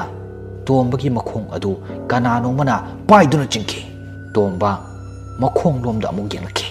ꯍꯧꯖꯤꯛꯇꯤ ꯃꯥꯁꯨ ꯎꯔꯦ, ꯑꯉꯥꯡ ꯑꯃꯅ ꯃꯥꯒꯤ ꯃꯈꯣꯡ ꯄꯥꯏꯗꯨꯅ ꯁꯣꯔꯣ ꯁꯣꯔꯣ ꯆꯤꯡꯂꯤꯕ ꯑꯗꯨ꯫ ꯇꯣꯝꯕꯅ ꯀꯟꯕꯤꯌꯣ ꯍꯥꯏꯗꯨꯅ ꯀꯟꯅ ꯀꯟꯅ ꯂꯥꯎꯖꯩ, ꯑꯗꯨꯕꯨ ꯑꯔꯦꯝꯕ ꯇꯥꯏ꯫ ꯃꯦꯝꯆꯥꯒꯤ ꯊꯋꯥꯏꯅꯁꯨ ꯑꯀꯣꯏꯕꯗꯨꯗ ꯄꯥꯏꯗꯨꯅ ꯈꯥꯛꯅ ꯈꯥꯛꯅ ꯅꯣꯛꯂꯤ꯫ ꯃꯆꯥ ꯑꯗꯨꯗ ꯑꯁꯨꯝꯅ ꯍꯥꯏꯔꯛꯈꯤ, ꯏꯕꯨꯡꯉꯣ ꯍꯥꯠꯂꯣ, ꯏꯃꯥ ꯏꯆꯥ ꯍꯥꯠꯈꯤꯕꯒꯤ ꯂꯃꯟ ꯏꯆꯥꯅ ꯁꯤꯡꯉꯣ, ꯃꯗꯨ ꯈꯛꯇꯗ ꯏꯃꯥꯅ ꯄꯦꯜꯂꯒꯅꯤ꯫ ꯏꯆꯥꯅ ꯍꯥꯠꯅꯤꯡꯕ ꯃꯑꯣꯡꯗ ꯑꯣꯠ ꯅꯩꯗꯨꯅ ꯃꯈꯣꯏꯕꯨ ꯍꯥꯠꯂꯣ꯫ ꯑꯉꯥꯡ ꯑꯗꯨꯅ ꯑꯁꯨꯝ ꯆꯤꯡꯂꯝꯕꯗꯒꯤ ꯐꯠ ꯊꯥꯗꯣꯔꯛꯏ꯫ ꯇꯣꯝꯕ ꯃꯁꯥꯗꯨ ꯁꯣꯔ ꯊꯕꯦꯠ ꯊꯕꯦꯠ ꯍꯣꯜꯂꯒ ꯑꯋꯥꯕ ꯑꯗꯨꯁꯨ ꯈꯥꯡꯖꯔꯝꯃꯤ꯫ ꯃꯃꯤꯠꯇꯒꯤ ꯄꯤꯔꯥꯡꯁꯨ ꯂꯦꯞꯄ ꯂꯩꯇꯅ ꯇꯥꯔꯛꯂꯝꯃꯤ꯫ ꯍꯥꯟꯅ ꯃꯦꯝꯆꯥꯗ ꯇꯧꯈꯤꯕ ꯃꯌꯥꯝꯗꯨ ꯇꯞꯅ ꯇꯞꯅ ꯃꯤꯀꯨꯞ ꯑꯁꯤꯗ ꯅꯤꯡꯁꯤꯡꯂꯛꯏ꯫ ꯇꯣꯝꯕ ꯃꯁꯥꯅ ꯈꯟꯖꯩ, ꯉꯁꯤꯅ ꯃꯥꯒꯤ ꯑꯔꯣꯏꯕ ꯅꯨꯃꯤꯠꯅꯤ ꯍꯥꯏꯕ ꯈꯪꯍꯧꯗꯦ꯫ ꯆꯥꯎꯔꯕ ꯎꯖꯥꯎ ꯑꯃ ꯇꯣꯝꯕꯒꯤ ꯃꯁꯥꯗ ꯇꯥꯔꯛꯂꯝꯃꯤ꯫ ꯎꯖꯥꯎꯗꯨꯅ ꯍꯦꯛ ꯇꯥꯔꯛꯄꯗꯒꯤ ꯇꯣꯝꯕ ꯃꯌꯥꯗꯒꯤ ꯏ ꯑꯣꯔꯛꯂꯝꯃꯤ꯫ ꯇꯣꯝꯕ ꯃꯁꯥꯗꯨ ꯌꯦꯡꯍꯩꯇ꯭ꯔꯦ, ꯃꯁꯥ ꯄꯨꯝꯕ ꯏꯈꯦꯡꯇꯅ ꯊꯜꯂꯦ꯫ ꯑꯁꯨꯝꯅ ꯂꯩꯔꯤꯉꯩꯗ ꯅꯥꯀꯜꯂꯣꯝꯗꯒꯤ ꯎꯇꯨꯞ ꯑꯃꯅ ꯁꯥꯐꯨ ꯀꯟꯅ ꯇꯣꯝꯕꯒꯤ ꯃꯀꯣꯛꯇ ꯊꯣꯝꯂꯛꯂꯝꯃꯤ꯫ ꯇꯣꯝꯕ ꯈꯨꯗꯛꯇ ꯑꯔꯣꯏꯕ ꯁꯣꯔ ꯍꯣꯟꯈꯤ꯫ ꯃꯥꯒꯤ ꯃꯇꯧꯕꯨ ꯎꯔꯒ ꯃꯃꯥ ꯃꯆꯥ ꯑꯅꯤ ꯑꯗꯨ ꯀꯟꯅ ꯀꯟꯅ ꯍꯔꯥꯎꯅ ꯅꯣꯛꯂꯤ꯫ ꯃꯈꯣꯏꯅ ꯅꯣꯛꯄꯗꯨ ꯇꯥꯔꯒ ꯎꯃꯪ ꯑꯗꯨꯗ ꯂꯩꯔꯤꯕ ꯁꯥ ꯎꯆꯦꯛ ꯄꯨꯝꯕ ꯇꯨꯃꯤꯟ ꯇꯨꯃꯤꯟ ꯂꯩꯅꯈꯤ꯫ ꯃꯦꯝꯆꯥ ꯑꯗꯨ ꯌꯥꯝꯅ ꯄꯦꯟꯗꯦ ꯍꯥꯏꯗꯨꯅ ꯀꯞꯆꯔꯝꯃꯤ꯫ ꯃꯥꯅ ꯇꯦꯡꯊꯥ ꯅꯥꯑꯣꯏꯅ ꯀꯞꯆꯕ ꯑꯗꯨ ꯀꯅꯥꯅꯁꯨ ꯈꯪꯕꯤꯔꯝꯗꯦ꯫ ꯃꯊꯪꯒꯤ ꯅꯨꯃꯤꯠꯅꯤ꯫ ꯏꯕꯣꯍꯜ ꯃꯅꯥꯎ ꯅꯨꯄꯥꯗꯨ ꯍꯜꯂꯛꯇ꯭ꯔꯕꯗꯨꯗ ꯃꯁꯥꯗ ꯌꯥꯝꯅ ꯆꯤꯡꯅꯔꯝꯃꯤ꯫ ꯐꯣꯟ ꯍꯟꯖꯤꯟ ꯍꯟꯖꯤꯟ ꯇꯧꯏ, ꯑꯗꯨꯕꯨ ꯔꯤꯡꯗꯤ ꯆꯠꯂꯒ ꯐꯣꯟꯗꯤ ꯀꯩꯗꯧꯅꯨꯡꯗ ꯄꯥꯏꯈꯠꯂꯛꯈꯤꯗꯦ꯫ ꯏꯕꯣꯍꯜ ꯃꯁꯥꯗꯨ ꯌꯥꯝꯅ ꯋꯥꯔꯝꯃꯤ꯫ ꯆꯤꯡꯅꯕꯁꯨ ꯁꯨꯝ ꯁꯨꯝ ꯍꯦꯟꯒꯠꯂꯛꯂꯝꯃꯤ꯫ ꯏꯕꯣꯍꯜ ꯃꯁꯥꯗꯨ ꯌꯥꯝꯅ ꯅꯤꯡꯉꯝꯖꯗꯕ ꯑꯃ ꯐꯥꯎꯔꯝꯃꯤ, ꯌꯥꯝꯅꯁꯨ ꯅꯨꯡꯉꯥꯏꯔꯝꯗꯦ꯫ ꯃꯤꯅ ꯐꯠꯇꯕ ꯊꯕꯛ ꯇꯧꯁꯤ ꯍꯥꯏꯕꯗ ꯍꯔꯥꯎ ꯍꯔꯥꯎ ꯁꯔꯨꯛ ꯌꯥꯔꯨꯕ ꯉꯁꯤꯗꯤ ꯑꯩꯉꯣꯟꯗ ꯑꯣꯏꯅ ꯑꯋꯥꯕ ꯄꯨꯝꯕ ꯇꯥꯔꯛꯂꯦ꯫ ꯏꯪꯅ ꯆꯤꯛꯅ ꯂꯩꯖꯔꯝꯕ ꯑꯩꯒꯤ ꯏꯃꯨꯡꯁꯦ ꯉꯁꯤꯗꯤ ꯑꯈꯤ ꯑꯈꯪ ꯀꯌꯥꯇꯅ ꯊꯜꯂꯦ꯫ ꯑꯩ ꯍꯧꯖꯤꯛꯇ ꯅꯤꯡꯉꯝꯃꯛꯈꯤꯗ꯭ꯔꯦꯗ, ꯑꯁꯨꯝꯅ ꯍꯥꯏꯗꯨꯅ ꯃꯆꯤꯟꯗ ꯃꯨꯔꯨꯝ ꯃꯨꯔꯨꯝ ꯁꯣꯟꯖꯩ꯫ ꯑꯩ ꯃꯁꯤ ꯈꯟꯗꯨꯅ ꯂꯩꯕꯒꯤ ꯃꯇꯝ ꯅꯠꯇꯦ꯫ ꯑꯩ ꯍꯧꯖꯤꯛ ꯃꯤ ꯈꯔ ꯍꯧꯗꯨꯅ ꯊꯕꯛ ꯃꯐꯝꯂꯣꯝꯗ ꯆꯠꯇꯨꯅ ꯌꯦꯡꯁꯤꯜꯂꯨꯗꯕ ꯌꯥꯗꯦ꯫ ꯀꯔꯤ ꯈꯨꯗꯣꯡꯊꯤꯕ ꯇꯥꯔꯕꯖꯥꯠꯅꯣ ꯏꯅꯥꯎꯗꯨꯕꯣ? ꯑꯁꯨꯝꯅ ꯍꯥꯏꯗꯨꯅ ꯋꯥꯈꯜꯗ ꯆꯔꯥꯡꯅꯔꯗꯨꯅ ꯂꯩꯔꯝꯃꯤ꯫ ꯃꯆꯟ ꯊꯣꯏꯕꯤꯗ ꯋꯥ ꯈꯔ ꯍꯥꯏꯔꯝꯂꯗꯨꯅ ꯏꯕꯣꯍꯜ ꯌꯨꯝꯗꯒꯤ ꯊꯣꯛꯇꯨꯅ ꯊꯕꯛ ꯃꯐꯝꯂꯣꯝꯗ ꯆꯠꯈꯤ꯫ ꯂꯝꯕꯤꯗꯁꯨ ꯃꯃꯥꯟꯅꯕ ꯈꯔ ꯂꯧꯔꯨꯔꯒ ꯃꯈꯣꯏ ꯄꯨꯟꯅ ꯊꯕꯛ ꯃꯐꯝ ꯆꯤꯡꯗꯨ ꯇꯝꯅ ꯂꯥꯛꯂꯝꯃꯤ꯫ ꯆꯤꯡ ꯂꯝꯕꯤ ꯑꯗꯨꯗ ꯑꯁꯨꯝ ꯒꯥꯔꯤ ꯊꯧꯗꯨꯅ ꯂꯥꯛꯄꯅ ꯃꯈꯣꯏꯒꯤ ꯃꯃꯥꯡ ꯑꯣꯏꯔꯞꯅ ꯒꯥꯔꯤ ꯑꯃ ꯈꯥꯝꯗꯨꯅ ꯂꯩꯔꯤꯕꯗꯨ ꯏꯕꯣꯍꯜ ꯈꯔ ꯂꯥꯞꯅ ꯎꯏ꯫ ꯒꯥꯔꯤ ꯃꯅꯥꯛꯇꯨ ꯇꯝꯅ ꯃꯈꯣꯏꯒꯤ ꯒꯥꯔꯤꯗꯨ ꯊꯧꯖꯤꯜꯂꯛꯇꯨꯅ ꯒꯥꯔꯤ ꯃꯅꯨꯡꯗꯨꯗ ꯃꯅꯥꯎ ꯅꯨꯄꯥ ꯌꯥꯎꯕ꯭ꯔꯥ ꯍꯥꯏꯗꯨꯅ ꯌꯦꯡꯉꯤ, ꯑꯗꯨꯕꯨ ꯌꯥꯎꯔꯝꯗꯦ꯫ ꯑꯀꯣꯏꯕ ꯑꯗꯨꯗꯁꯨ ꯃꯌꯥꯝ ꯄꯨꯟꯅ ꯌꯦꯡꯉꯝꯃꯤ, ꯑꯗꯨꯕꯨ ꯑꯗꯨꯋꯥꯏꯗ ꯂꯩꯕꯒꯤ ꯃꯃꯤ ꯑꯃꯠꯇ ꯎꯔꯝꯗꯦ꯫ ꯃꯌꯥꯝꯗꯨ ꯁ꯭ꯋꯥꯏꯗ ꯊꯤꯕꯅꯗꯤ ꯀꯥꯟꯅꯔꯔꯣꯏ, ꯃꯌꯥꯝ ꯄꯨꯟꯅ ꯆꯤꯡꯊꯛꯂꯣꯝꯗ ꯀꯥꯈꯠꯇꯨꯅ ꯑꯣꯏꯅ ꯌꯦꯡꯉꯨꯁꯤ, ꯃꯗꯨꯗ ꯁꯣꯏꯗꯅ ꯂꯩꯔꯝꯒꯅꯤ ꯍꯥꯏꯅ ꯊꯥꯖꯩ꯫ ꯃꯌꯥꯝꯁꯨ ꯐꯔꯦ ꯍꯥꯏꯗꯨꯅ ꯄꯨꯟꯅ ꯆꯤꯡꯊꯛꯂꯣꯝꯗ ꯁꯨꯝ ꯊꯤꯔꯛꯏ꯫ ꯃꯈꯣꯏꯅ ꯁꯨꯝ ꯊꯤꯔꯛꯄꯅ ꯂꯣꯛ ꯃꯌꯥꯗꯨꯁꯨ ꯌꯧꯁꯤꯜꯂꯛꯂꯝꯃꯤ꯫ ꯂꯣꯛ ꯃꯌꯥ ꯑꯗꯨꯋꯥꯏꯗ ꯑꯁꯨꯝ ꯊꯤꯔꯤꯉꯩ ꯑꯁꯣꯝꯗꯒꯤ ꯅꯨꯄꯥ ꯑꯃꯅ ꯁꯤꯗ ꯂꯩꯔꯦ ꯍꯥꯏꯗꯨꯅ ꯀꯟꯅ ꯂꯥꯎꯔꯛꯈꯤ꯫ ꯃꯌꯥꯝꯁꯨ ꯃꯐꯝꯗꯨ ꯇꯝꯅ ꯆꯦꯟꯁꯤꯜꯂꯤ꯫ ꯏꯕꯣꯍꯜ ꯃꯅꯥꯎ ꯅꯨꯄꯥꯅ ꯇꯥꯗꯨꯅ ꯂꯩꯔꯤꯕ ꯖꯒꯥ ꯑꯗꯨ ꯇꯝꯅ ꯆꯦꯟꯁꯤꯜꯂꯤ꯫ ꯃꯌꯥꯝꯁꯨ ꯃꯊꯪ ꯃꯊꯪ ꯆꯦꯟꯁꯤꯟꯅꯔꯛꯏ꯫ ꯏꯕꯣꯍꯜ ꯃꯅꯥꯎ ꯅꯨꯄꯥꯒꯤ ꯊꯋꯥꯏ ꯌꯥꯎꯗ꯭ꯔꯕ ꯍꯛꯆꯥꯡꯗꯨ ꯀꯣꯟꯗꯨꯅ ꯄꯦꯟꯅ ꯀꯞꯆꯔꯝꯃꯤ꯫ ꯃꯌꯥꯝꯗꯨꯗꯤ ꯍꯛꯆꯥꯡ ꯑꯗꯨ ꯎꯕꯗ ꯃꯁꯥꯗ ꯈꯔ ꯀꯤꯔꯞ ꯇꯧꯏ, ꯑꯗꯨꯕꯨ ꯊꯣꯏꯗꯣꯛꯅ ꯀꯤꯕꯗꯤ ꯑꯣꯏꯔꯝꯗꯦ, ꯃꯔꯝꯗꯤ ꯃꯌꯥꯝ ꯄꯨꯟꯅ ꯂꯩꯃꯤꯟꯅꯕꯅ꯫ ꯂꯩꯔꯝꯂꯤꯕ ꯍꯛꯆꯥꯡ ꯑꯗꯨ ꯏꯈꯦꯡꯇꯅ ꯊꯜꯂꯗꯨꯅ ꯃꯌꯥꯗꯒꯤꯁꯨ ꯂꯦꯞꯄ ꯂꯩꯇꯅ ꯏ ꯆꯦꯟꯊꯔꯛꯇꯨꯅ ꯂꯩꯔꯝꯃꯤ꯫ Mashadusu sasingna khotkibagi mami kayamarum tadun lerami. Tombagi thawai yaudraba hakchangdu mayam punna gari manak tamna puduna laklami. Matamduda chingmi nupi kharasu mafamduda sing chanba laklami. Mayam aduna hakchang adu garida hapchinki. Tawriba mayam adu nupi khara aduna loina urami. Ibolgi lakminaribasing adusu mayum tamna chatkre. Leihoriba nupi khara aduna makhoibu yengduna lehui. Aduga singthak lomda yengkhatlaga asumna hainaduna lehui. Kamay tho tabui the khore haitun bam tong akum ni tonin cho. Kumna sadare mai khatrina. Ai tho mai bam khau thing riam tat khamping the kai han rakho. Anyu mathang khau tho mai tun thing riam tat dat nang khe. Mai goi ni nuna na kai han gang na the. Asumna tombagi mathau mangam ningthina pangthok pirami. Ibohol thawai yamna nungairamde. Manau nupana awafamda takiba haibasi yamna penjaramde. Machan thoibi sumangai. Mabung anina mabu luna chana tawbibani. Mabung ama leitrabada masadu yamna chakjarami. Yamna nungai jaramde. Saki ibohol ki yumda asiba hangba laknami. Iboholga makhoi ani imungda changduna khara chikba jaga amada wari watai tanadun lerami. Sakina asumna hairaklami. Thokdoksi matau karamna thoklambano. Iboholna thabak chatkibadagi tawribani. Mana kamdongna thengnarakpa aduga kamdongna leiramba khudingmak adu amatu chithadana loina tamlami. Sakina asumna wa makha taraklami. Imo ibohol masigi tanjasi yawrakladi aikoi tapthabagi matam natre. Yari makai thujin mana phagani. Hayengmak chatuna maiba aduga unaduna aikoi awafamdagi nanthoknaba honagadabani. Natrabadi aikoisu awafamda punna tarani. Yengo maibi kabok lay aduga mathangdana nangi nanaw amuk matungda kanano haiba ngamde. Nangsu kanduna yengo asumna hairaki. Ibohol khara saurapna imasi aisu adumna khalibani. Thabaksi thimthadana athubada tawsi. Inaw hatkibagi laman mayamba ina soidana singani. Maiba ahiba ama tawduna memchagi thawaibo lairamlen yodana lama khangdu otnaiduna awaba kaya mayok nanduna mabu otna hengani. Maduda changba sel khudingmak aina loina tawgani. Asumna hairami. Sakisu wahi singdu taraduna haraurami. Masu imungi awaba adu ngaihak yawrumlaba matung mayum halaki. Iboholsu asiba hangba lakpa mayam aduga awaba phongdok minaduna leihawi. Saki mayum halakle. Radhesyamsu famduna leirami. Radhesyamna asumna wahanglami. Makhoigi dubu karamna tawbuni haige. Sakina ngarang iboholna chingda thabak loriba jagadu amta yengsilusu haiduna thakibu oiramale. Numidangdasu wari sanarammi hai. Yum yaurak tawrena hairaklami hai. Madugi matung phone tawbada adum pairakkhidra male. Iboholki mamanaba khara tawraga chattuna yenglu hai. Gari dudi chingkhongduda leirami hai. Masadudi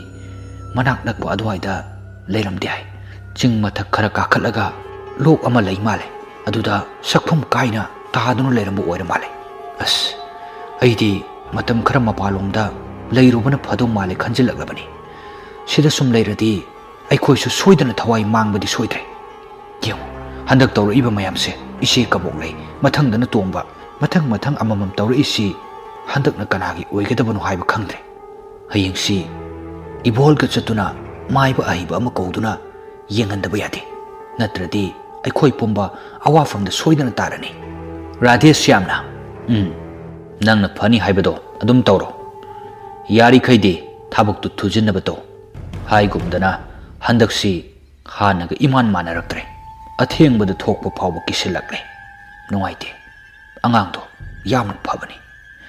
Adubu iboldi karibu haihorige. Sakina masu yahorabani. Hayengdu chatsi haihobani. Ine hoina su afaba maiba ama lei hai. Aduda oina tanarurage khale. Kharadi lap male. Radhesyamna amuk hairaki. Phare maduna he. Adumna tawro.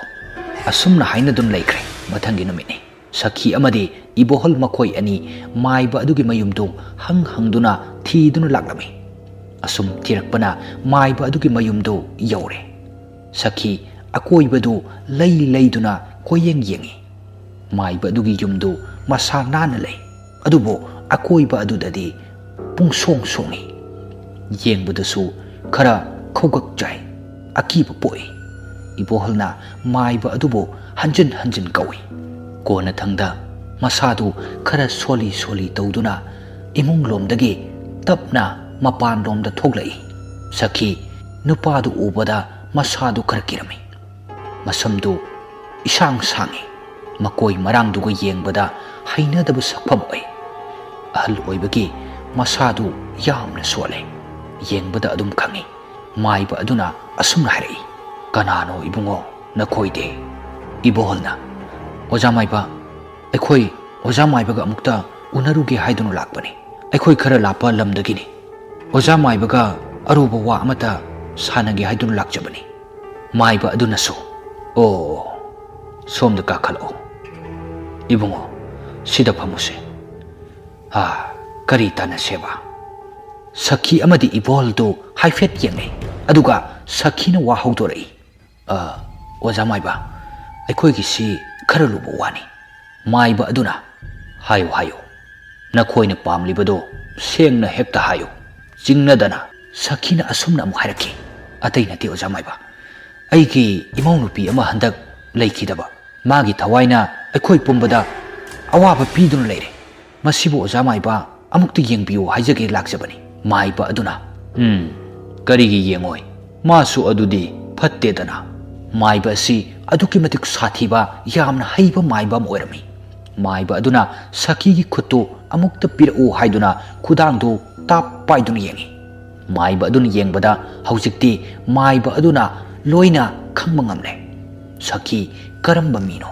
ꯃꯥꯒꯤ ꯃꯅꯥꯛꯇ ꯂꯥꯛꯂꯤꯕꯁꯤ ꯀꯔꯤꯒꯤꯅꯣ ꯍꯥꯏꯕꯗꯨ ꯍꯧꯖꯤꯛꯇꯤ ꯂꯣꯏꯅ ꯈꯪꯂꯝꯂꯦ, ꯄꯨꯟꯅ ꯎꯔꯦ꯫ ꯃꯥꯏꯕ ꯑꯗꯨ ꯃꯇꯤꯟ ꯑꯃꯨꯛꯇꯪ ꯌꯣꯠꯊꯔꯒ ꯑꯁꯨꯝꯅ ꯍꯥꯏꯔꯛꯂꯝꯃꯤ, "ꯅꯈꯣꯏꯅ ꯑꯩꯒꯤ ꯏꯅꯥꯛꯇ ꯂꯥꯛꯂꯤꯕꯁꯤꯒꯤ ꯃꯔꯝ ꯑꯩꯅ ꯍꯧꯖꯤꯛ ꯌꯦꯡꯕꯗ ꯂꯣꯏꯅ ꯈꯪꯂꯦ꯫ ꯅꯈꯣꯏꯅ ꯃꯥꯕꯨ ꯁꯤꯟꯅꯗꯨꯅ ꯂꯧꯇꯨꯅꯗꯨꯅ ꯂꯃꯈꯥꯡꯗ ꯃꯥꯡꯍꯟꯈꯤꯕ ꯅꯠꯇ꯭ꯔꯣ? ꯃꯗꯨꯗꯒꯤ ꯃꯥꯒꯤ ꯊꯋꯥꯏꯅ ꯅꯈꯣꯏꯗ ꯑꯃꯨꯛ ꯑꯣꯟꯁꯤꯜꯂꯛꯇꯨꯅ ꯂꯃꯟ ꯈꯨꯝꯂꯛꯄ ꯅꯠꯇ꯭ꯔꯣ? ꯃꯗꯨꯗꯒꯤ ꯅꯈꯣꯏꯁꯨ ꯊꯋꯥꯏ ꯍꯤꯡꯖꯅꯕ ꯍꯥꯏꯗꯨꯅ ꯑꯩꯒꯤ ꯅꯥꯛꯇ ꯊꯋꯥꯏ ꯀꯟꯕꯤꯌꯨ ꯍꯥꯏꯅ ꯂꯥꯛꯄ, ꯃꯁꯤ ꯅꯠꯇ꯭ꯔꯣ?" ꯏꯕꯣꯍꯜ ꯑꯃꯗꯤ ꯁꯈꯤ ꯑꯃꯨꯛꯇ ꯆꯞ ꯃꯥꯟꯅꯅ, "ꯃꯥꯅꯤ ꯑꯣꯖꯥ ꯃꯥꯏꯕ. ꯑꯣꯖꯥ ꯃꯥꯏꯕ, ꯃꯗꯨꯒꯤ ꯅꯨꯄꯤꯗꯣ ꯑꯩ ꯁꯨꯛꯄꯥꯝ ꯄꯥꯝꯗꯦ. ꯏꯃꯧ ꯑꯣꯏꯕ ꯃꯥꯒꯤ ꯃꯆꯟꯅꯨꯄꯤ ꯑꯗꯨꯇꯅꯤ ꯑꯩꯅ ꯄꯥꯝꯖꯕ. ꯑꯗꯨꯒꯤ ꯈꯜꯂꯒꯅꯤ ꯃꯈꯣꯏꯒ ꯑꯩꯈꯣꯏꯒ ꯄꯨꯟꯗꯨꯅ ꯃꯥꯕꯨ ꯂꯃꯈꯥꯡꯗ ꯁꯤꯟꯅꯗꯨꯅ ꯃꯥꯡꯍꯟꯈꯤꯕꯅꯤ. ꯑꯗꯣ ꯑꯣꯖꯥ ꯃꯥꯏꯕ, ꯑꯣꯖꯥꯅ ꯑꯃꯨꯛꯇ ꯐꯅꯕ ꯁꯤꯟꯕꯤꯌꯨ. ꯑꯩꯈꯣꯏ ꯑꯣꯖꯥ ꯃꯥꯏꯕꯒꯤ ꯑꯋꯥꯃꯟ ꯃꯇꯤꯛ ꯆꯥꯅ ꯄꯤꯖꯒꯅꯤ." ꯑꯁꯨꯝꯅ ꯍꯥꯏꯗꯨꯅ 500 ꯆꯞꯄꯤ ꯕꯟꯗꯜ ꯑꯃ ꯃꯥꯏꯕ ꯑꯗꯨꯒꯤ ꯃꯃꯥꯡꯗ ꯊꯝꯃꯤ꯫ ꯈꯨꯏꯔꯕ ꯃꯃꯥꯏ ꯑꯗꯨ ꯅꯣꯛꯐꯦꯠ ꯇꯧꯔꯛꯏ, ꯑꯗꯨꯒ ꯑꯁꯨꯝꯅ ꯍꯥꯏꯔꯛꯏ, "ꯏꯕꯦꯝꯃ, ꯁꯦꯜꯁꯤ ꯑꯩ ꯂꯧꯕ ꯉꯝꯈꯤꯔꯣꯏ. ꯊꯕꯛ ꯄꯨꯝꯕ ꯂꯣꯏꯔꯒ ꯑꯣꯏꯅ ꯂꯧꯒꯦ.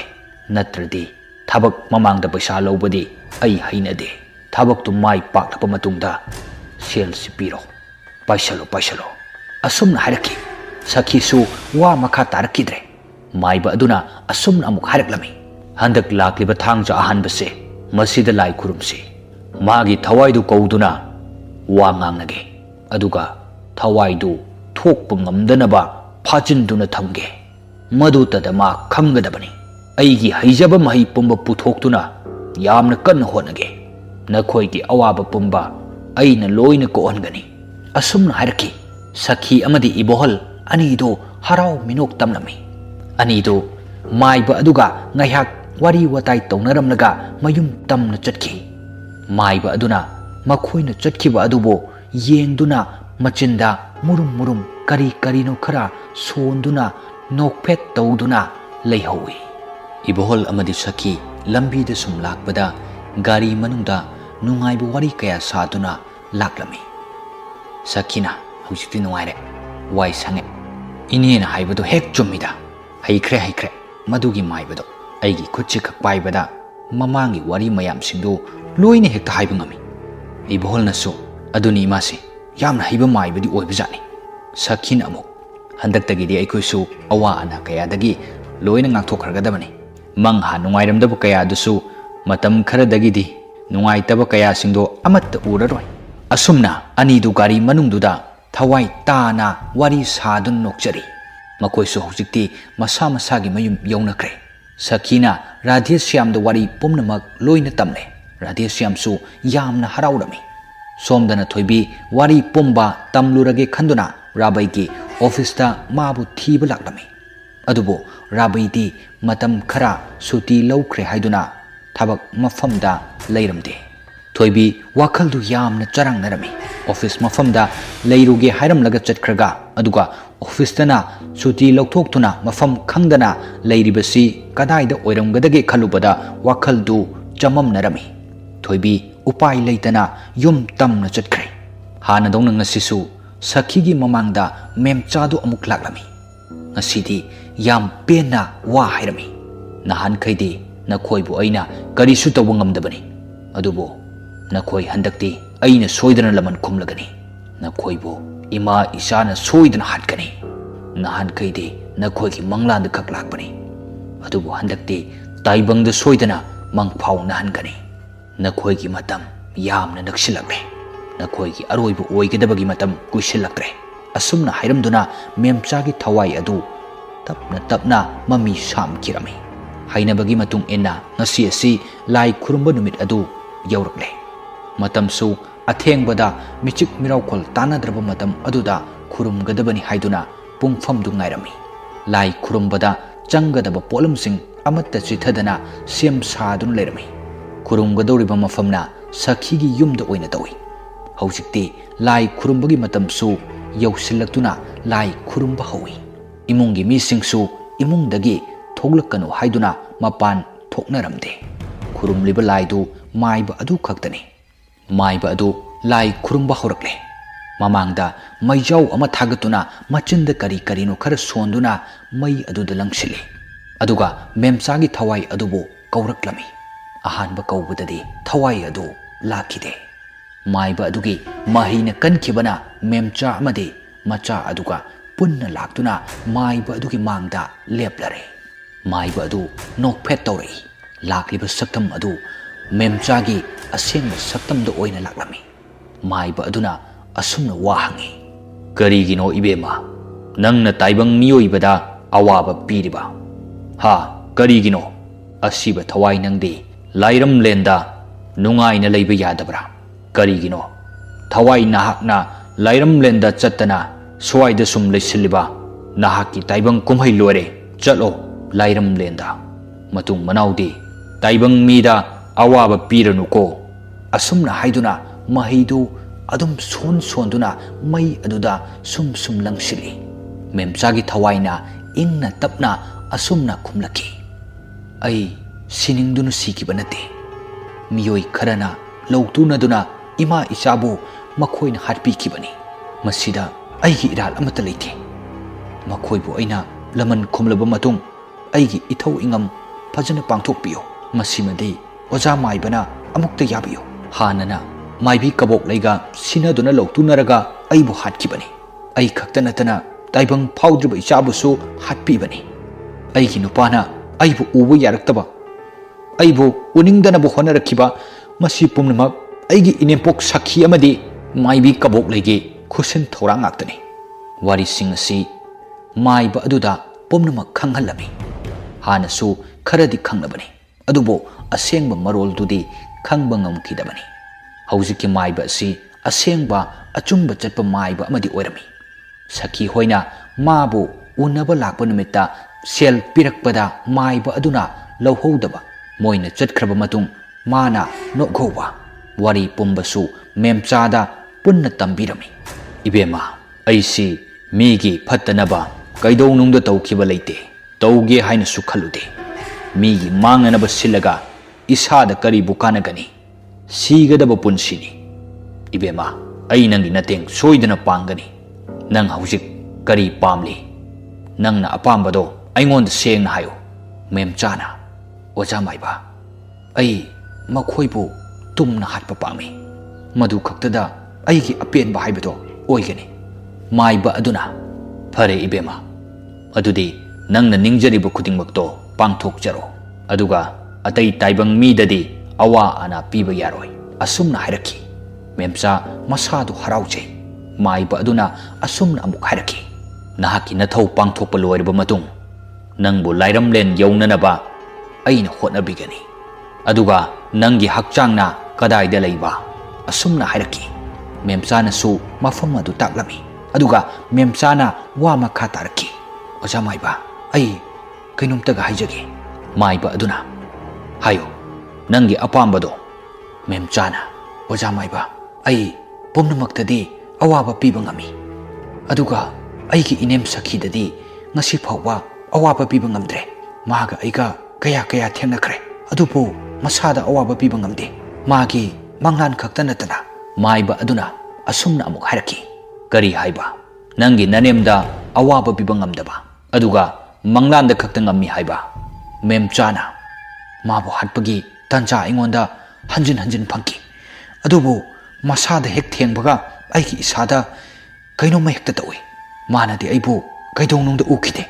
ꯑꯇꯩꯗꯗꯤ ꯂꯣꯏꯅ ꯎꯕ ꯐꯪꯏ ꯑꯩꯒꯤ ꯊꯋꯥꯏ꯫ ꯑꯁꯨꯝꯅ ꯍꯥꯏꯔꯛꯄꯗ ꯃꯥꯏꯕ ꯑꯗꯨ ꯋꯥꯈꯜ ꯉꯥꯏꯍꯥꯛ ꯈꯟꯅꯤ,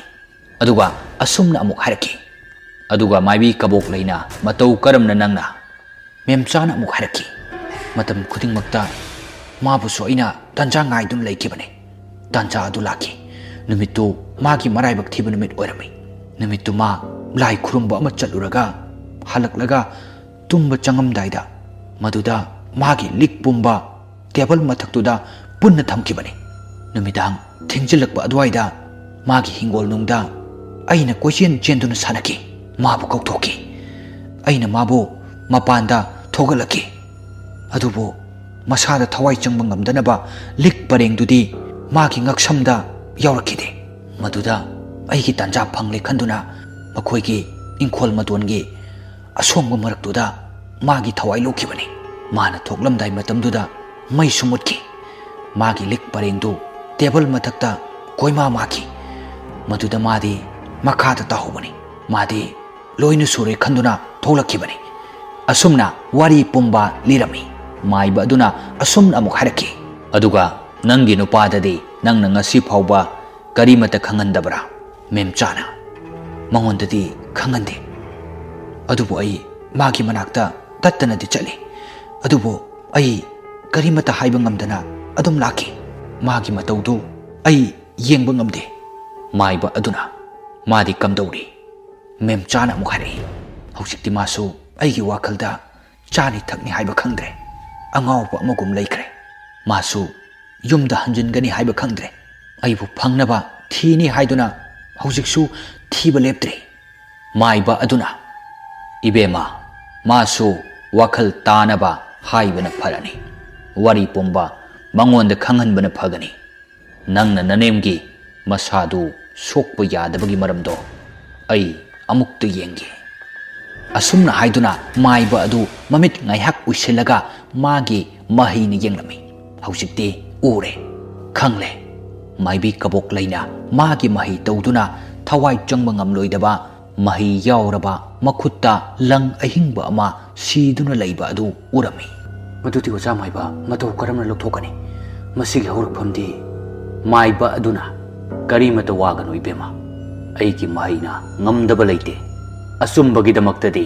ꯑꯩ ꯁꯤꯕ ꯐꯥꯎ ꯀꯤꯗꯦ꯫ ꯅꯪꯒꯤ ꯑꯋꯥꯕ ꯑꯩꯅ ꯄꯨꯝꯅꯃꯛ ꯈꯪꯏ꯫ ꯃꯍꯥꯛꯀꯤ ꯃꯍꯩꯅ ꯁꯤꯔꯝꯕ ꯂꯪ ꯑꯍꯤꯡꯕꯗꯣ ꯑꯩꯒꯤ ꯃꯍꯩꯅ ꯑꯔꯦꯝꯕ ꯄꯨꯝꯕ ꯇꯥꯍꯟꯒꯅꯤ꯫ ꯅꯪꯁꯨ ꯅꯪꯒꯤ ꯑꯄꯥꯝꯕ ꯂꯣꯏꯅ ꯄꯥꯡꯊꯣꯛꯄ ꯉꯝꯖꯔꯣ꯫ ꯉꯁꯤꯗꯒꯤ ꯑꯩꯁꯨ ꯂꯣꯏꯁꯤꯜꯂꯒꯦ, ꯅꯪꯁꯨ ꯆꯠꯂꯣꯀꯣ꯫ ꯑꯁꯨꯝꯅ ꯍꯥꯏꯗꯨꯅ ꯂꯥꯏ ꯈꯨꯔꯨꯝꯕ ꯑꯗꯨ ꯂꯣꯏꯁꯤꯟꯈꯤ꯫ ꯃꯥꯏꯕ ꯑꯗꯨ ꯄꯨꯝꯅꯃꯛ ꯂꯣꯏꯁꯤꯜꯂꯗꯨꯅ ꯌꯨꯝ ꯆꯪꯂꯛꯂꯒ ꯁꯈꯤꯗ ꯑꯔꯥꯟꯕ ꯋꯥꯍꯩ ꯄꯨꯝꯕ ꯍꯥꯏꯔꯝꯃꯤ꯫ ꯁꯈꯤꯁꯨ ꯃꯥꯏꯕꯒꯤ ꯋꯥꯍꯩ ꯄꯨꯝꯕ ꯂꯣꯏꯅ ꯊꯥꯖꯔꯝꯃꯤ꯫ ꯃꯥꯏꯕꯅ, ꯉꯁꯤꯗꯒꯤꯗꯤ ꯀꯔꯤꯁꯨ ꯇꯧꯔꯔꯣꯏꯗ, ꯅꯈꯣꯏꯗ ꯀꯤꯍꯟ ꯈꯪꯍꯜꯂꯝꯕ ꯑꯋꯥꯕ ꯄꯤꯔꯝꯕ ꯃꯌꯥꯝꯗꯣ ꯉꯁꯤꯗꯒꯤꯗꯤ ꯑꯃꯠꯇ ꯇꯧꯔꯛꯂꯔꯣꯏ, ꯅꯈꯣꯏꯁꯨ ꯅꯨꯡꯉꯥꯏꯅ ꯂꯩꯍꯧꯔꯣꯀꯣ꯫ ꯑꯁꯨꯝꯅ ꯍꯥꯏꯔꯝꯗꯨꯅ ꯃꯥꯏꯕ ꯑꯗꯨ ꯆꯠꯈꯤ꯫ ꯁꯈꯤ ꯍꯔꯥꯎꯅ ꯂꯩꯍꯧꯔꯦ, ꯃꯥꯒꯤ ꯅꯤꯡꯕ ꯊꯨꯡꯖꯔꯦ ꯈꯟꯖꯔꯝꯃꯤ꯫ ꯁꯈꯤ ꯑꯔꯥꯏꯕ ꯅꯨꯄꯤ ꯅꯠꯇꯦ, ꯃꯥꯏꯕꯤ ꯀꯕꯣꯛ ꯂꯩꯒ ꯄꯨꯜꯂꯤꯉꯩ ꯃꯇꯝꯗ ꯊꯋꯥꯏ ꯆꯪꯕ ꯉꯝꯗꯅꯕ ꯍꯥꯏꯗꯨꯅ ꯅꯤꯖꯈꯤꯕꯅꯤ꯫ ꯃꯁꯤꯒꯤ ꯊꯧꯔꯥꯡꯁꯤ ꯃꯈꯣꯏꯒ ꯊꯕꯛ ꯄꯨꯟꯅ ꯇꯧꯃꯤꯟꯅꯔꯤꯕ ꯏꯕꯣꯍꯜ ꯍꯣꯏꯗ ꯐꯥꯎꯕ ꯈꯪꯍꯟꯈꯤꯕ ꯂꯩꯇꯦ꯫ ꯃꯥꯒꯤ ꯅꯨꯄꯥꯗꯗꯤ ꯁꯤꯖꯜꯂꯨ ꯍꯥꯏꯕꯅꯤ, ꯑꯗꯨꯕꯨ ꯊꯋꯥ ꯁꯥꯈꯤꯗꯕꯅꯤ ꯃꯍꯥꯛꯀꯤ ꯂꯪ ꯑꯍꯤꯡꯕꯁꯦ ꯃꯍꯥꯛꯀꯤ ꯂꯪ ꯑꯍꯤꯡꯕꯒꯤ ꯃꯍꯩꯗꯨꯅ ꯁꯈꯤꯗꯗꯤ ꯆꯪꯕ ꯉꯝꯈꯤꯗꯕꯅꯤ ꯃꯇꯝ ꯈꯔꯒꯤ ꯃꯇꯨꯡꯗ ꯁꯈꯤꯒꯤ ꯌꯨꯝ ꯇꯠꯇꯅ ꯇꯝꯅꯕ ꯍꯧꯔꯛꯈꯤ ꯍꯥꯟꯅꯒ ꯃꯥꯟꯅꯔꯛꯇꯕ ꯌꯥꯝꯅ ꯇꯣꯏꯅ ꯇꯧꯔꯛꯈꯤ ꯁꯈꯤꯅ ꯅꯨꯃꯤꯗꯥꯡ ꯆꯥꯛ ꯊꯣꯡꯂꯕ ꯃꯇꯨꯡꯗ ꯃꯅꯤꯡꯂꯣꯝꯗ ꯀꯣꯟ ꯐꯦꯡꯕ ꯊꯣꯛꯄꯗ ꯃꯤ ꯑꯃ ꯂꯦꯞꯇꯨꯅ ꯂꯩꯕꯒꯤ ꯁꯥꯍꯨꯝ ꯇꯣꯏꯅ ꯎꯔꯝꯃꯤ ꯅꯨꯃꯤꯗꯥꯡ ꯑꯊꯦꯡꯕꯗ ꯃꯈꯣꯏꯒꯤ ꯏꯁꯇꯤꯌꯥꯔꯗ ꯃꯤ ꯑꯃꯅ ꯀꯥꯊꯣꯛ ꯀꯥꯁꯤꯟ ꯇꯧꯕ ꯑꯗꯨꯒ ꯅꯨꯄꯤ ꯑꯃꯅ ꯌꯥꯝꯅ ꯅꯤꯡꯉꯝꯗꯅ ꯇꯦꯡꯊꯥꯅ ꯑꯣꯏꯅ ꯀꯞꯄꯒꯤ ꯈꯣꯟꯖꯦꯜ ꯑꯃ ꯇꯥꯔꯛꯂꯝꯃꯤ ꯇꯁꯦꯡꯕꯒꯤꯗꯤ ꯃꯥꯏꯕ ꯑꯗꯨꯅ ꯃꯥꯒꯤ ꯍꯩꯖꯕ ꯄꯨꯝꯕ ꯄꯨꯊꯣꯛꯂꯒ ꯇꯧꯕ ꯌꯥꯕ ꯇꯧꯈꯤꯕꯅꯤ ꯀꯣꯟꯅꯊꯪꯗ ꯃꯥꯅ ꯉꯝꯈꯤꯕꯅꯤ ꯃꯥꯏꯕꯤ ꯀꯕꯣꯛ ꯂꯩꯅ ꯍꯥꯟꯅ ꯇꯧꯔꯝꯕ ꯇꯔꯥꯏ ꯉꯝꯈꯤꯗꯕꯅꯤ ꯑꯗꯨꯕꯨ ꯌꯥꯝ ꯁꯥꯊꯤꯅ ꯍꯩꯕ ꯃꯥꯏꯕ ꯑꯣꯏꯕꯅ ꯀꯣꯟꯅꯊꯪꯗ ꯉꯝꯕꯅꯤ ꯁꯈꯤꯒꯤ ꯈꯨꯠꯇ ꯁꯤꯔꯤꯕ ꯂꯪ ꯑꯍꯤꯡꯕꯗꯨ ꯍꯧꯖꯤꯛꯇꯤ ꯃꯌꯥꯛ ꯂꯣꯏꯅ ꯆꯝꯂꯝꯂꯦ ꯑꯗꯨꯕꯨ ꯃꯦꯝꯆꯥꯅ ꯃꯍꯥꯛꯄꯨ ꯇꯔꯥꯏ ꯍꯥꯠꯄꯗꯤ ꯄꯥꯝꯂꯝꯗꯦ ꯃꯇꯤꯛ ꯊꯣꯛꯅ ꯂꯥꯛꯅꯕ ꯌꯥꯕ ꯂꯥꯛꯅꯔꯕ ꯃꯇꯨꯡꯗ ꯍꯥꯠꯈꯤꯕꯗꯨꯅ ꯍꯦꯟꯅ ꯄꯥꯝꯕꯒꯤꯅꯤ ꯁꯈꯤꯅ ꯍꯦꯛ ꯆꯠꯄ ꯈꯨꯗꯤꯡꯒꯤ ꯃꯥꯒꯤ ꯇꯨꯡꯗ ꯃꯤꯑꯣꯏ ꯑꯃꯅ ꯍꯦꯛ ꯂꯦꯞꯄꯒꯤ ꯁꯥꯍꯨꯝ ꯇꯠꯇꯅ ꯐꯪꯂꯝꯃꯤ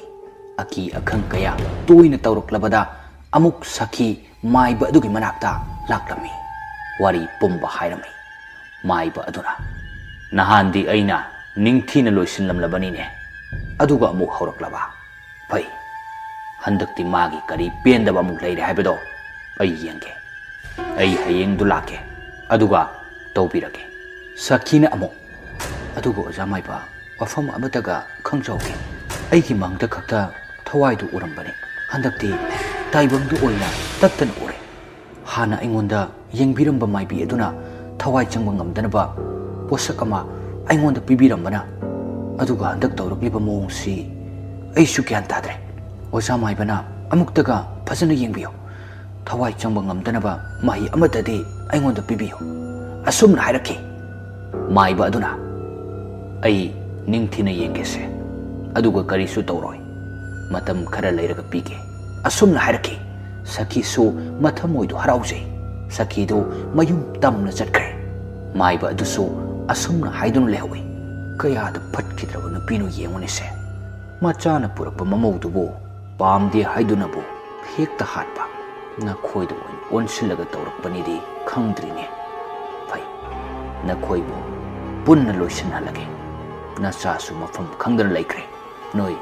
ꯎꯅꯤ ꯈꯟꯕꯗꯒꯤ ꯌꯨꯝꯗ ꯂꯥꯛꯈꯤꯗ꯭ꯔꯦ ꯐꯠꯇꯦꯗꯀꯣ ꯅꯈꯣꯏꯁꯦ ꯑꯁꯨꯝꯅ ꯍꯥꯏꯗꯨꯅ ꯂꯩꯍꯧꯏ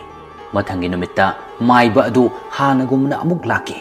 ꯑꯊꯦꯡꯕ ꯃꯇꯝꯗ ꯂꯥꯏ ꯈꯨꯔꯨꯝꯈꯤ ꯃꯥꯏꯕ ꯑꯗꯨꯅ ꯃꯦꯝꯆꯥꯒ ꯋꯥꯔꯤ ꯁꯥꯟꯅꯈꯤ ꯃꯦꯝꯆꯥꯅ ꯃꯥꯏꯕ ꯑꯗꯨꯕꯨ ꯌꯥꯝꯅ ꯊꯥꯒꯠꯄꯤꯔꯝꯃꯤ ꯃꯥꯒꯤ ꯅꯤꯡꯕ ꯊꯨꯡꯂꯅꯤ ꯈꯟꯖꯕꯗꯒꯤ ꯍꯥꯟꯅꯗꯤ ꯃꯅꯦꯝ ꯁꯈꯤꯒꯤ ꯃꯪꯗ ꯈꯛꯇ ꯂꯥꯛꯄꯅꯤ ꯑꯗꯨꯕꯨ ꯍꯟꯗꯛꯅ ꯃꯥꯏꯕ ꯑꯗꯨꯅ ꯍꯣꯠꯅꯕꯤꯕꯗꯒꯤ ꯃꯥꯒꯤ ꯃꯇꯨꯡꯗ ꯂꯦꯞꯄ ꯃꯃꯥꯡꯗ ꯃꯥꯕꯨ ꯎꯍꯟꯕ ꯇꯣꯏꯅ ꯇꯧꯔꯛꯈꯤꯕꯅꯤ ꯃꯥꯏꯕ ꯑꯗꯨꯅ ꯑꯁꯨꯝꯅ ꯍꯥꯏꯔꯛꯈꯤ ꯏꯕꯦꯝꯃ ꯅꯪꯒꯤ ꯊꯕꯛ ꯈꯨꯗꯤꯡꯗ ꯑꯩꯅ ꯃꯇꯦꯡ ꯂꯣꯏꯅ ꯄꯥꯡꯕꯤꯕꯅꯤ ꯑꯗꯨꯕꯨ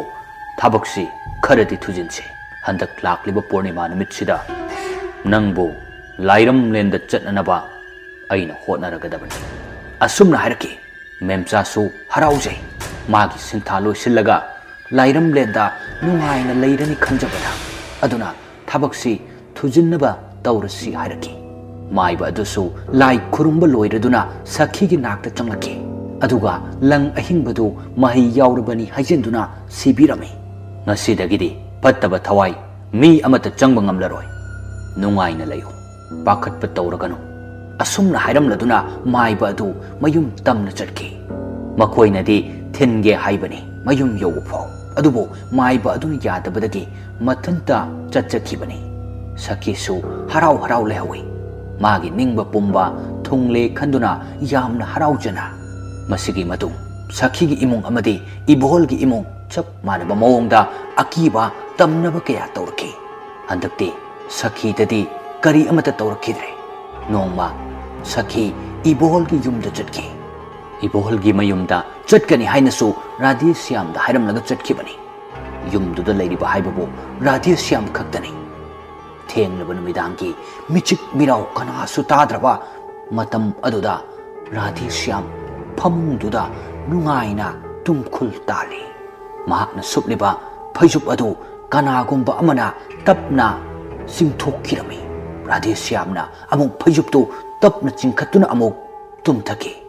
ngaihak leiraga makhoigi istiar aduda mi karakpugumna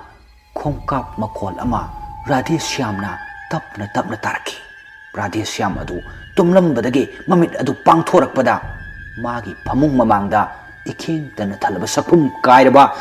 yengbada akibu oiba saktam ama leptun leiriba adu ubada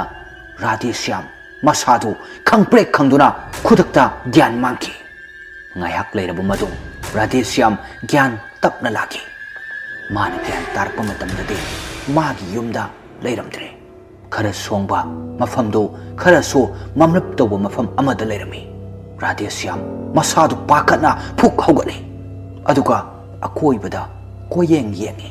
kanasu leiba ude mafam aduda leiriba uwasing kanna kanna sitli huisu kanna kanna kaple Radhe Shyam tapna haugatuna khongkap adu tapna tapna thangba haurai mahakna asum chatlingaida ikhang khangaudana magi khongdu kanano amana paiduna asongba maraktuda soro soro jingshinki Radhe Shyam masadu yam sathina soklami masadu ikhengtana thanba hori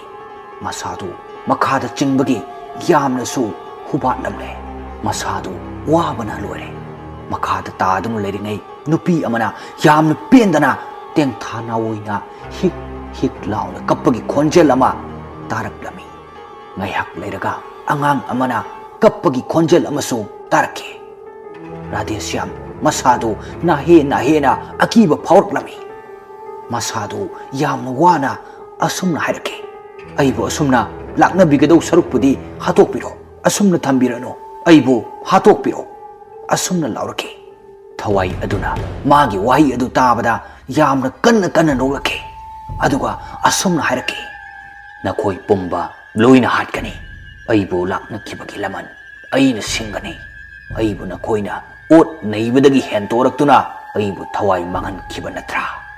nungshiraba aigi nupana phawba aibu ubu yakhidanaba nakhoina loina shinba natra asumna haiduna Radhe Shyam tamna u machin tumba amana langke aduga magi makhongda panbadagi yamna kanna lauduna chaina khondu khangjarami masadu leimaida sittuna chalami mana asumna chatlingaida magi mamangda angang ama phat launa leblaklami Radhe Shyam angang aduda lami angang adugi makhutta pairiba machin tumba posaktuna hanjin Radhe Shyam gi mathabakta thinjili Radhe Shyam khudakta aroiba oiki thawai yaudraba hakchangdu ubada memcha kanna machabu konduna kapjai mana kappagi khonjal tu tabada manak aduaida leiriba hui singsu kanna khongli uwa singsu kanna hai humli mama macha adu chatkre hojikti sakhi yumda chatlage haiduna ibohalna thindokpa thoklei sakhi gi phone da miyoi amana phone tawraktuna asumna hairakami ine mamadu leitre yaragadi khara thuna lamiro asumna hairaki sakhi wahi du tabada masadu kokchaubi kaki ibohalna imasi kari tobu yaure asumna hairaki sakhina paukhum amata pidana ibol gari du khara kana thonubdo asumna hairaki ibol so masada khara chingnarami gari nomade tawre se kanduna gari du kanna thoraki asumna lakpana sakhi haujikti yum yaure mana yum yaurakpadadi makhoigi sumangda mi mayam ama tinduna lerami akoibaduda sakhi tapna sangshinduna yengi ure haujikti leimaiduda magi nupa Radhe Shyam gi thawai yaudraba hakchangdu ningaidana tumlaga leiriba adu ubada sakhi mapuroibabu kolladuna tengthana oin kaplami ibolsu yengi Radhe Shyam gi oiramliba phibamdu ubada masada akiba phawi mabuktasu chaina thinkibagi makul kaya marum leirami ibolna nupa amada asumna hangki tamo madu karamna thokibanu thongdoksibo nupa aduna ibungo nupa khara ayu anganbada walking chatpada tadunu leirami haine ꯈꯣꯡꯕꯥꯟ ꯃꯌꯥ ꯑꯃꯗ ꯃꯈꯣꯏꯅ ꯎꯔꯛꯄꯗꯒꯤ ꯃꯊꯪ ꯃꯊꯪ ꯄꯥꯎ ꯄꯤꯅꯔꯛꯄꯗꯒꯤ ꯑꯩꯈꯣꯏꯁꯨ ꯄꯥꯎꯗꯨ ꯇꯥꯕꯗꯒꯤ ꯂꯥꯛꯂꯝꯃꯤꯁꯤꯅꯤ ꯑꯗꯨꯕꯨ ꯀꯅꯥꯅ ꯍꯥꯠꯄꯅꯣ ꯍꯥꯏꯕꯗꯨꯗꯤ ꯍꯧꯖꯤꯛ ꯐꯥꯎꯕ ꯀꯅꯥꯃꯠꯇ ꯈꯪꯗ꯭ꯔꯤ ꯏꯕꯣꯍꯜ ꯃꯁꯥꯗ ꯍꯦꯟꯅ ꯆꯤꯡꯅꯔꯛꯈꯤ ꯃꯁꯤ ꯄꯨꯝꯕ ꯃꯦꯝꯆꯥꯒꯤ ꯊꯋꯥꯏꯅ ꯇꯧꯕ ꯁꯣꯏꯗꯅ ꯑꯣꯏꯔꯝꯒꯅꯤ ꯍꯥꯏꯕ ꯈꯪꯂꯝꯃꯤ ꯉꯥꯏꯍꯥꯛ ꯂꯩꯔꯒ ꯃꯈꯨꯠꯇ ꯁꯥꯏꯠ ꯕꯦꯛ ꯑꯃ ꯄꯥꯏꯕ ꯃꯀꯣꯏ ꯃꯔꯥꯡꯅ ꯃꯁꯛ ꯐꯥꯎꯕ ꯈꯪꯗ꯭ꯔꯕ ꯐꯤꯖꯦꯠ ꯐꯤꯒꯥꯏꯁꯨ ꯑꯃꯟꯕ ꯁꯦꯠꯄ ꯅꯨꯄꯥ ꯑꯃ ꯍꯥꯊꯨ ꯍꯥꯊꯨ ꯆꯪꯂꯛꯂꯤꯕꯗꯨ ꯏꯕꯣꯍꯜꯅ ꯎꯔꯝꯃꯤ ꯃꯥꯁꯨ ꯂꯥꯛꯂꯤꯕ ꯅꯨꯄꯥꯗꯨ ꯃꯨꯟꯅ ꯌꯦꯡꯉꯤ ꯃꯁꯥꯗꯨꯁꯨ ꯆꯥꯗ ꯊꯛꯇꯕꯗꯒꯤ ꯃꯁꯥꯗꯨ ꯆꯠꯄ ꯉꯝꯕꯣꯏ ꯉꯝꯗꯕꯣꯏ ꯇꯧꯗꯨꯅ ꯁꯨꯃꯥꯡ ꯇꯝꯅ ꯆꯪꯂꯛꯈꯤ ꯁꯨꯃꯥꯡꯗ ꯍꯤꯞꯂꯤꯕ ꯅꯨꯄꯥ ꯑꯗꯨꯕꯨ ꯎꯕꯗ ꯃꯃꯤꯠꯇꯒꯤ ꯄꯤꯔꯥꯡ ꯁꯤꯡꯊꯔꯛꯇꯨꯅ ꯃꯈꯣꯜ ꯊꯣꯛꯅ ꯀꯞꯇꯨꯅ ꯀꯧꯖꯔꯛꯏ ꯂꯥꯛꯂꯤꯕ ꯅꯨꯄꯥꯗꯨ ꯑꯇꯩ ꯀꯅꯥꯁꯨ ꯅꯠꯇꯦ ꯔꯥꯕꯩꯅꯤ ꯏꯕꯣꯍꯜꯅ ꯃꯥꯒꯤ ꯃꯆꯟ ꯊꯣꯏꯕꯤꯗ ꯔꯥꯙꯦꯁ꯭ꯌꯥꯝ ꯂꯩꯇ꯭ꯔꯦ ꯍꯥꯏꯕꯒꯤ ꯄꯥꯎ ꯄꯤꯈꯤꯕꯅꯤ ꯄꯥꯎ ꯑꯁꯤ ꯇꯥꯕꯗ ꯊꯣꯏꯕꯤꯅ ꯑꯃꯨꯛ ꯔꯥꯕꯩꯗ ꯃꯄꯥ ꯂꯩꯇ꯭ꯔꯦ ꯍꯥꯏꯗꯨꯅ ꯃꯦꯁꯦꯖ ꯊꯥꯈꯤꯕꯅꯤ ꯔꯥꯕꯩ ꯄꯥꯎꯗꯨ ꯇꯥꯕꯗꯒꯤ ꯈꯨꯗꯛꯇ ꯃꯌꯨꯝꯗ ꯂꯥꯛꯈꯤꯕꯅꯤ ꯔꯥꯕꯩ ꯃꯄꯥꯕꯨ ꯀꯧꯗꯨꯅ ꯌꯥꯝꯅ ꯄꯦꯟꯗꯅ ꯀꯞꯆꯩ ꯑꯁꯨꯝ ꯇꯧꯗꯨꯅ ꯔꯥꯙꯦꯁ꯭ꯌꯥꯝꯒꯤꯁꯨ ꯃꯊꯧ ꯃꯉꯝ ꯄꯥꯡꯊꯣꯛꯄ ꯂꯣꯏꯁꯤꯟꯈ꯭ꯔꯦ ꯍꯧꯖꯤꯛ ꯌꯨꯝꯗꯨꯗ ꯂꯩꯔꯤꯕ ꯍꯥꯏꯕꯕꯨ ꯁꯈꯤ ꯑꯃꯗꯤ ꯔꯥꯕꯩ ꯃꯈꯣꯏ ꯑꯅꯤꯈꯛꯇꯪꯅꯤ ꯁꯈꯤ ꯃꯤ ꯌꯥꯝꯂꯤꯉꯩꯗꯗꯤ ꯃꯁꯥꯗ ꯀꯔꯤꯁꯨ ꯈꯜꯂꯝꯗꯕꯅꯤ ꯑꯗꯨꯕꯨ ꯃꯈꯣꯏ ꯑꯅꯤ ꯈꯛꯇꯪ ꯉꯥꯏꯔꯛꯂꯕ ꯃꯇꯝꯁꯤꯗꯗꯤ ꯃꯁꯥꯗ ꯌꯥꯝꯅ ꯑꯀꯤꯕ ꯐꯥꯎꯔꯝꯃꯤ ꯁꯣꯝꯗꯅ ꯔꯥꯕꯩ ꯃꯥꯒꯤ ꯐꯃꯨꯡꯗ ꯐꯝꯗꯨꯅ ꯃꯦꯝꯆꯥꯒꯤ ꯐꯣꯇꯣꯕꯨ ꯌꯦꯡꯗꯨꯅ ꯀꯞꯆꯔꯤ ꯃꯆꯤꯟꯗꯅ ꯑꯁꯨꯝꯅ ꯍꯥꯏꯖꯔꯝꯃꯤ ꯅꯪ ꯀꯥꯏꯅꯕꯒꯤ ꯃꯩꯆꯥꯛ ꯐꯠꯇ꯭ꯔꯤꯉꯩꯗ ꯑꯃꯨꯛ ꯑꯩꯒꯤ ꯄꯥꯕꯨꯡ ꯀꯥꯏꯅꯕꯒꯤ ꯃꯩꯆꯥꯛ ꯑꯃꯨꯛ ꯍꯥꯞꯂꯔꯦ ꯀꯔꯤꯅꯣ ꯅꯈꯣꯏꯅ ꯑꯩꯉꯣꯟꯗ ꯑꯁꯨꯛ ꯋꯥꯕ ꯄꯣꯠꯂꯨꯝꯁꯤꯡ ꯑꯁꯤꯕꯨ ꯁꯤꯟꯅꯕꯤꯔꯤꯕ ꯑꯩ ꯃꯩꯆꯥꯛꯁꯤ ꯈꯥꯡꯕ ꯉꯝꯗ꯭ꯔꯦ ꯃꯦꯝꯆꯥ ꯅꯪꯕꯨ ꯀꯗꯥꯏꯗ ꯂꯩꯕꯒꯦ ꯅꯪ ꯑꯩꯒꯤ ꯏꯅꯥꯛꯇ ꯑꯃꯨꯛꯇꯪ ꯑꯣꯏꯔꯕꯁꯨ ꯍꯜꯂꯛꯈꯣ ꯑꯁꯨꯝꯅ ꯍꯥꯏꯗꯨꯅ ꯇꯦꯡꯊꯥꯅ ꯀꯞꯆꯔꯤ ꯊꯦꯡꯖꯤꯜꯂꯛꯄ ꯃꯇꯝ ꯑꯗꯨꯗ ꯃꯤꯆꯤꯛ ꯃꯤꯔꯥꯎꯈꯣꯜ ꯇꯥꯗ꯭ꯔꯕ ꯃꯇꯝ ꯑꯗꯨꯗ ꯔꯥꯕꯩꯒꯤ ꯃꯪꯂꯥꯟꯗ ꯃꯦꯝꯆꯥꯕꯨ ꯎꯔꯝꯃꯤ ꯃꯦꯝꯆꯥꯅ ꯑꯁꯨꯝꯅ ꯍꯥꯏꯔꯛꯂꯝꯃꯤ ꯇꯥꯃꯣ ꯔꯥꯕꯩ ꯅꯪꯒ ꯑꯩꯒ ꯁꯣꯏꯗꯅ ꯎꯅꯔꯅꯤ ꯀꯨꯏꯔꯔꯣꯏ ꯃꯇꯝ ꯑꯗꯨ ꯐꯥꯎꯕꯗꯤ ꯋꯥꯔꯁꯨ ꯋꯥꯅ ꯑꯩꯕꯨ ꯉꯥꯏꯕꯤꯔꯝꯃꯨꯀꯣ ꯑꯁꯨꯝꯅ ꯍꯥꯏꯔꯝꯂꯒ ꯆꯠꯈꯤ ꯔꯥꯕꯩꯁꯨ ꯃꯃꯤꯠ ꯑꯗꯨ ꯇꯞꯅ ꯁꯤꯡꯂꯛꯂꯝꯃꯤ ꯑꯗꯨꯒ ꯃꯆꯤꯟꯗ ꯑꯁꯨꯝꯅ ꯍꯥꯏꯔꯝꯃꯤ ꯅꯪꯕꯨ ꯎꯔꯒꯅꯤ ꯍꯥꯏꯕ ꯃꯇꯝꯗꯨ ꯑꯩ ꯉꯥꯏꯒꯦꯀꯣ ꯑꯁꯨꯝꯅ ꯍꯥꯏꯔꯗꯨꯅ ꯇꯨꯝꯊꯈꯤ ꯁꯣꯝꯗꯅ ꯏꯕꯣꯍꯜꯒꯤ ꯌꯨꯝꯗ ꯀꯝꯗꯧꯔꯤ ꯏꯕꯣꯍꯜ ꯑꯍꯤꯡꯗꯨꯗ ꯃꯤꯀꯞ ꯊꯣꯛꯂꯛꯈꯤ ꯃꯁꯥꯗꯨ ꯋꯥꯁꯔꯨꯝꯗ ꯆꯪꯂꯨꯔꯒ ꯐꯃꯨꯡꯗ ꯑꯃꯨꯛ ꯍꯤꯞꯊꯕ ꯍꯧꯔꯛꯂꯝꯃꯤ ꯃꯍꯥꯛꯅ ꯍꯦꯛ ꯇꯨꯝꯕ ꯍꯧꯕꯒ ꯋꯥꯁꯔꯨꯝꯗꯒꯤ ꯏꯁꯤꯡ ꯇꯥꯔꯛꯄꯒꯤ ꯃꯈꯣꯜ ꯑꯃꯨꯛ ꯇꯥꯔꯛꯂꯝꯃꯤ ꯃꯈꯣꯜꯗꯨ ꯍꯦꯛ ꯇꯥꯕꯒ ꯏꯕꯣꯍꯜ ꯃꯁꯥꯗꯨ ꯉꯛꯂꯝꯃꯤ ꯀꯔꯤꯅꯣꯅꯦ ꯑꯩꯕꯨ ꯃꯨꯊꯠꯂꯝꯕꯗꯥꯏꯅꯦ ꯀꯔꯤꯅꯣ ꯇꯧꯔꯤꯁꯤꯕꯣ ꯑꯁꯨꯝꯅ ꯍꯥꯏꯗꯨꯅ ꯑꯃꯨꯛ ꯂꯥꯛꯈꯤ ꯃꯇꯝꯗꯨꯗꯗꯤ ꯀꯔꯤꯁꯨ ꯇꯧꯕ ꯑꯣꯏꯔꯝꯗ꯭ꯔꯦ ꯃꯁꯥꯗꯨ ꯑꯃꯨꯛ ꯆꯠꯂꯒꯦ ꯍꯥꯏꯗꯨꯅ ꯃꯃꯥꯏꯗꯨ ꯍꯥꯏꯐꯦꯠ ꯂꯩꯊꯣꯔꯛꯄꯗ ꯋꯥꯁꯔꯨꯝꯗ ꯊꯦꯠꯇꯨꯅ ꯂꯩꯔꯤꯕ ꯃꯤꯡꯁꯦꯜ ꯑꯗꯨꯗ ꯃꯤ ꯑꯃꯒꯤ ꯃꯃꯤ ꯇꯥꯕꯗꯨ ꯏꯕꯣꯍꯜꯅ ꯍꯥꯏꯐꯦꯠ ꯎꯔꯛꯈꯤ ꯑꯃꯨꯛ ꯌꯦꯡꯁꯤꯜꯂꯨꯕ ꯃꯇꯝꯗꯗꯤ ꯀꯅꯥꯁꯨ ꯂꯩꯕ ꯎꯔꯝꯗꯦ ꯃꯁꯥꯗꯨ ꯉꯥꯏꯍꯥꯛ ꯉꯛꯆꯥꯅꯩ ꯑꯁꯨꯝꯅ ꯂꯩꯔꯤꯉꯩꯗ ꯌꯨꯝꯊꯛꯇ ꯃꯤ ꯑꯃꯅ ꯆꯦꯟꯕꯒꯤ ꯃꯑꯣꯡꯗ ꯗꯨꯝꯗꯥꯡ ꯐꯥꯎꯔꯛꯂꯝꯃꯤ ꯏꯕꯣꯍꯜ ꯀꯔꯤꯅꯣ ꯃꯊꯛꯇ ꯆꯦꯟꯈꯠꯂꯤꯕꯁꯤꯕꯣ ꯑꯁꯨꯝꯅ ꯍꯥꯏꯗꯨꯅ ꯌꯦꯡꯈꯠꯂꯤ ꯑꯗꯨꯕꯨ ꯀꯔꯤꯁꯨ ꯂꯩꯕ ꯎꯔꯝꯗꯦ ꯃꯃꯥꯏꯗꯨ ꯃꯈꯥꯗ ꯅꯣꯟꯊꯔꯛꯄꯗ ꯃꯥꯒꯤ ꯍꯦꯛ ꯃꯃꯥꯡꯗ ꯑꯀꯤꯕ ꯁꯛꯐꯝ ꯑꯃ ꯃꯉꯣꯟꯗ ꯃꯨꯟꯅ ꯌꯦꯡꯗꯨꯅ ꯂꯩꯔꯝꯂꯤꯕ ꯐꯤꯕꯝꯗꯨ ꯎꯕꯗ ꯃꯁꯥꯗꯨ ꯈꯪꯄ꯭ꯔꯦꯛ ꯈꯪꯅ ꯆꯣꯡꯊꯣꯛꯏ ꯁꯛꯐꯝꯗꯨ ꯃꯉꯣꯟꯗ ꯌꯦꯡꯗꯨꯅ ꯈꯥꯛꯅ ꯅꯣꯛꯏ ꯌꯦꯡꯕꯗ ꯍꯩꯅꯗ꯭ꯔꯕ ꯁꯛꯐꯝꯗꯨꯅ ꯑꯗꯨꯝꯅ ꯇꯧꯔꯛꯄꯗ ꯏꯕꯣꯍꯜꯗꯨ ꯀꯟꯅ ꯂꯥꯎꯖꯩ ꯃꯥꯕꯨ ꯀꯟꯕꯤꯌꯨ ꯍꯥꯏꯅ ꯑꯗꯨꯕꯨ ꯀꯅꯥꯅꯁꯨ ꯇꯥꯔꯝꯗꯦ ꯁꯛꯇꯝ ꯑꯗꯨ ꯃꯥꯒꯤ ꯃꯅꯥꯛ ꯇꯝꯅ ꯇꯞꯅ ꯆꯪꯁꯤꯜꯂꯛꯏ ꯏꯕꯣꯍꯜ ꯃꯅꯤꯡ ꯇꯞꯅ ꯍꯜꯂꯤ ꯃꯥꯅ ꯑꯁꯨꯝ ꯍꯟꯕꯗ ꯋꯥꯜꯗ ꯊꯦꯡꯖꯤꯜꯂꯝꯃꯤ ꯃꯃꯥꯏꯗꯨ ꯃꯅꯤꯡꯗ ꯑꯣꯟꯊꯣꯛꯇꯨꯅ ꯌꯦꯡꯂꯝꯃꯤ ꯊꯦꯡꯉꯤꯕ ꯄꯣꯠꯇꯨ ꯀꯔꯤꯅꯣ ꯍꯥꯏꯗꯨꯅ ꯋꯥꯜ ꯑꯣꯏꯔꯝꯕꯗꯨꯗ ꯇꯞꯅ ꯃꯨꯟꯅ ꯌꯦꯡꯉꯤ ꯑꯗꯨꯒ ꯃꯃꯥꯏꯗꯨ ꯑꯃꯨꯛ ꯑꯣꯟꯊꯣꯔꯛꯇꯨꯅ ꯑꯃꯨꯛ ꯌꯦꯡꯉꯤ ꯑꯗꯨꯕꯨ ꯉꯁꯥꯏ ꯃꯥꯒꯤ ꯃꯅꯥꯛꯇ ꯂꯦꯞꯂꯝꯕ ꯁꯛꯐꯝꯗꯨꯗꯤ ꯂꯩꯔꯝꯗ꯭ꯔꯦ ꯉꯥꯏꯍꯥꯛꯀꯤ ꯃꯇꯨꯡꯗ ꯃꯥꯅ ꯂꯩꯔꯤꯕ ꯀꯥ ꯑꯗꯨꯒꯤ ꯃꯅꯨꯡꯗꯒꯤ ꯑꯉꯥꯡ ꯑꯃꯅ ꯀꯟꯅ ꯀꯞꯄꯒꯤ ꯈꯣꯟꯖꯦꯜ ꯇꯥꯔꯛꯂꯝꯃꯤ ꯑꯗꯨꯒ ꯅꯨꯄꯤ ꯑꯃꯅꯁꯨ ꯑꯉꯥꯡ ꯑꯗꯨꯕꯨ ꯀꯞꯄꯗꯨ ꯐꯅꯅꯕ ꯍꯥꯏꯗꯨꯅ nausum isai sakle ibohol tawrukliba mayamdu tabada manakong adu mensimduna khangjai ngayak leiragadi mensilamba makut ani adu tapna thadorai ngasai wai langlamba khonjel sing adu chap lepkre karimata takidre sor adu tapna sangna hondui as karino masigi matongsibo aibu asumna tawba ai amukta thengakidre kari matongno tawribasibo asumna machinda murum murum sonduna leirami ngayak leiraga makoigi istiar aduda mi ama magi ka tamna lakpagi khonjel ama taraklami lakliba khongthangdusu khar thuna lakpagi mawongda tarami aduga magi kagi thong adubu tapna hangdori ibol thongduda munna yengi kanasu lakpa uramde mana sum lepaga leiringaida khangudana magi khongdu tap paiduna chingi adumna khangudana tawrukpadagi masadu khongpham chahudabadagi sat launa laimaida tai kuihaude magi makhongda kanagumba miyoi amana paiduna soro soro chingba horaklami ibol machanbu kanna kanna kaujai adubu mana kauriba adudi kanana sutaramde masi pumba thawai aduna loina silibane ibohol laknaba yaba laknare masadu lengba fawba ngamsilaktre magi mamangda angang ama leptuna leiriba adu ubada kanna lauramlaga masadu laimaida sitna sitna chale angang adusu mamai musuk muba manaton su yaudaba mamit ka mayaga on tainabana panba masam su yaudaba yengbada yamna hainadraba sakpham ama oirami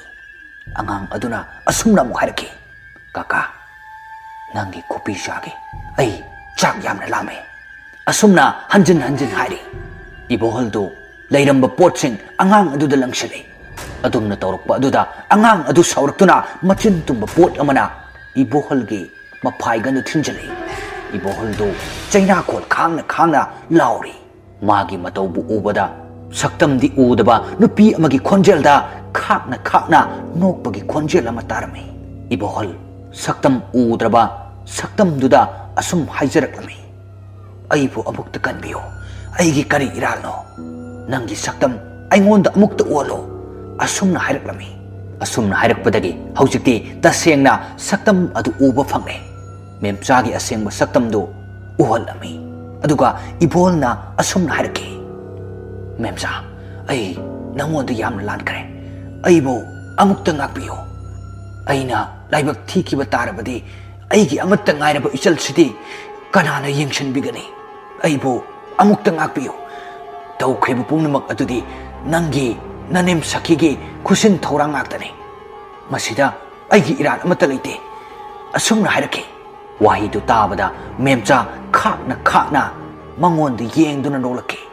thenglaba ahingduda michik miraukol tadraba matamduda magi manak nakna thawai amana asumna nolakpada chaina du khangna akibasu punna khangmi memchana asumna hairaki nakhoibu ngakpiba aina ngakpiba kaidawnungda ngakpiba ngamloi aina nakhoida hanjin haijakiba natra matamduda aigi wa nakhoina tabikibra aigi wa tabibagi mahut nakhoina hena noksinbiba natra aibu nakhoina yumda leiba yaroi aibu hatkanena kayara khonakiba natra ishorna chanbibadagi matamduda aigi nupana leikibadagi aibu karisu tawba ngamkidabani nakhoina mabusu pau cha tamsinbadagi wakal hongkiduna thabak maphamda aibu waruduna chatkiba natra adugi matung nakhut challe khanbadagi ai amadi pibuk nungda yauriba isasiga punna nakhoina minungsi leitana tamthina hatkiba natra hausikti nakhoi amata aina lemna taroi isasina thawai penjanaba mana nakhoibo asumna haiduna kanna nokle memchana magi machaduda asumna haraki imagi nungsiba chalo isagi nathau tawjaruro imana isagi kumai yenglage asumna haraki memchagi wahai asi tabaga angang adu ibolgi mamangda tapna sangsilatuna ibolgi masamda tap launa paiduna chingkani asumna tawrukpadagi iboldu chaina khangna makhutuna masamdubu paijai masamdu paiduna soro chingkatuna mathak tangba floor adu tamna chingkhatle Masado lengma ngamdraba ibohol mayadagisu I tapna tapna tarai. Masado lengba fawa ngamdre. Angang aduna iboholgi hakchangdu paiduna makha tamna kauthaki. Wanglaba mathaktudagi tarakpada iboholgi makoktu pumchai chairami. Sumangdu ikhengtana thale. Mahaki madugi phibam adu ubada memchagi thawai adu yamna pen nokcharami. Akoibada leiriba uwasingsu kanna kanna hai humna sitli. Huisingsu kanna kanna kaple. Mama macha anidu mathau loiraduna mami samkre. Mathangi ayukni thoibi tumba hugatuna mamang thongdu tapna hangdoktuna sumangromda thoglei. Sumangromda tapna tapna tholokku matamdadi tawriba phibamdu ubada thoibidu mamit usinduna kanna lawi. Mana adumna kanna lawbadu ubada yumthangnabada leiba imungi misingnasu makhoi tamna laklami. Gettagi kaidore ibema haina haiba loidingaida sumangda leiribadu ubada makhoisu haipet khangami. Masadu ayuk oijarabasu kirami. Mathang mathang pau taraduna makhoigi yumda mi yamna tilami. Police laktuna asibadusu lokhotpiki. Sakisu paudu taraduna masu laki. Leiriba mawongdu ubada masu yamna kirami. Masadu khara kirap tawi. Thoibida wa hanglami. Kamdongna toribano thoktoksibo. Ngarangna aigi nupa ngasina nabung amo handak torukliba mayam sibo karino torisibo. Thoibidu mabungbo kauduna kapjari. Mayam changdana iboholgi mathau mangamsu ningthina pangthoki. Sakhi masada yamna chingnarami. Ma hinglaroi haibasu masana khangjarami. Mana phana chelabasu kaidonungda hinglaroi haiba masana khangjai. Sakhi masadu ungduna adum lei. Machaga magasu kaya wa ngangnadre. Sakhina yamna talibasi numidang yaurakani khanbadani. Matamna sum purakpana numidang su tasilakle. Thoibisu mayumda mani hoiga tawduna laikre. Sakhisu magi kaga rabaigi kaga khara lamne. Numidangi chak thomluduna masa masagi kada tumba changnakre. Ngasidi nahan kaiga manadaba thawdoksing toraki. Huisingsu kanna kanna kappagi khonjal kaya taraklami. Uwasingsu nungaina haina humna sanari. Sakhigi kada thaliba maidusu putpa mutli. Asumna tawrambadagi handakti tasengna mutkre. Sakhisu mai mutkre haiduna phone flash adu thanduna maikhet ka candle ka thiri. Flash ki mangal duda mi ama chatkibadawna tawbadu sakhi haiphet oi.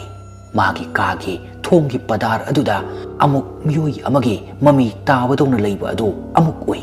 Sakhi imung duda masadu kibana loire. Masagi kada chatke haiduna thongdu hangdokki tawi.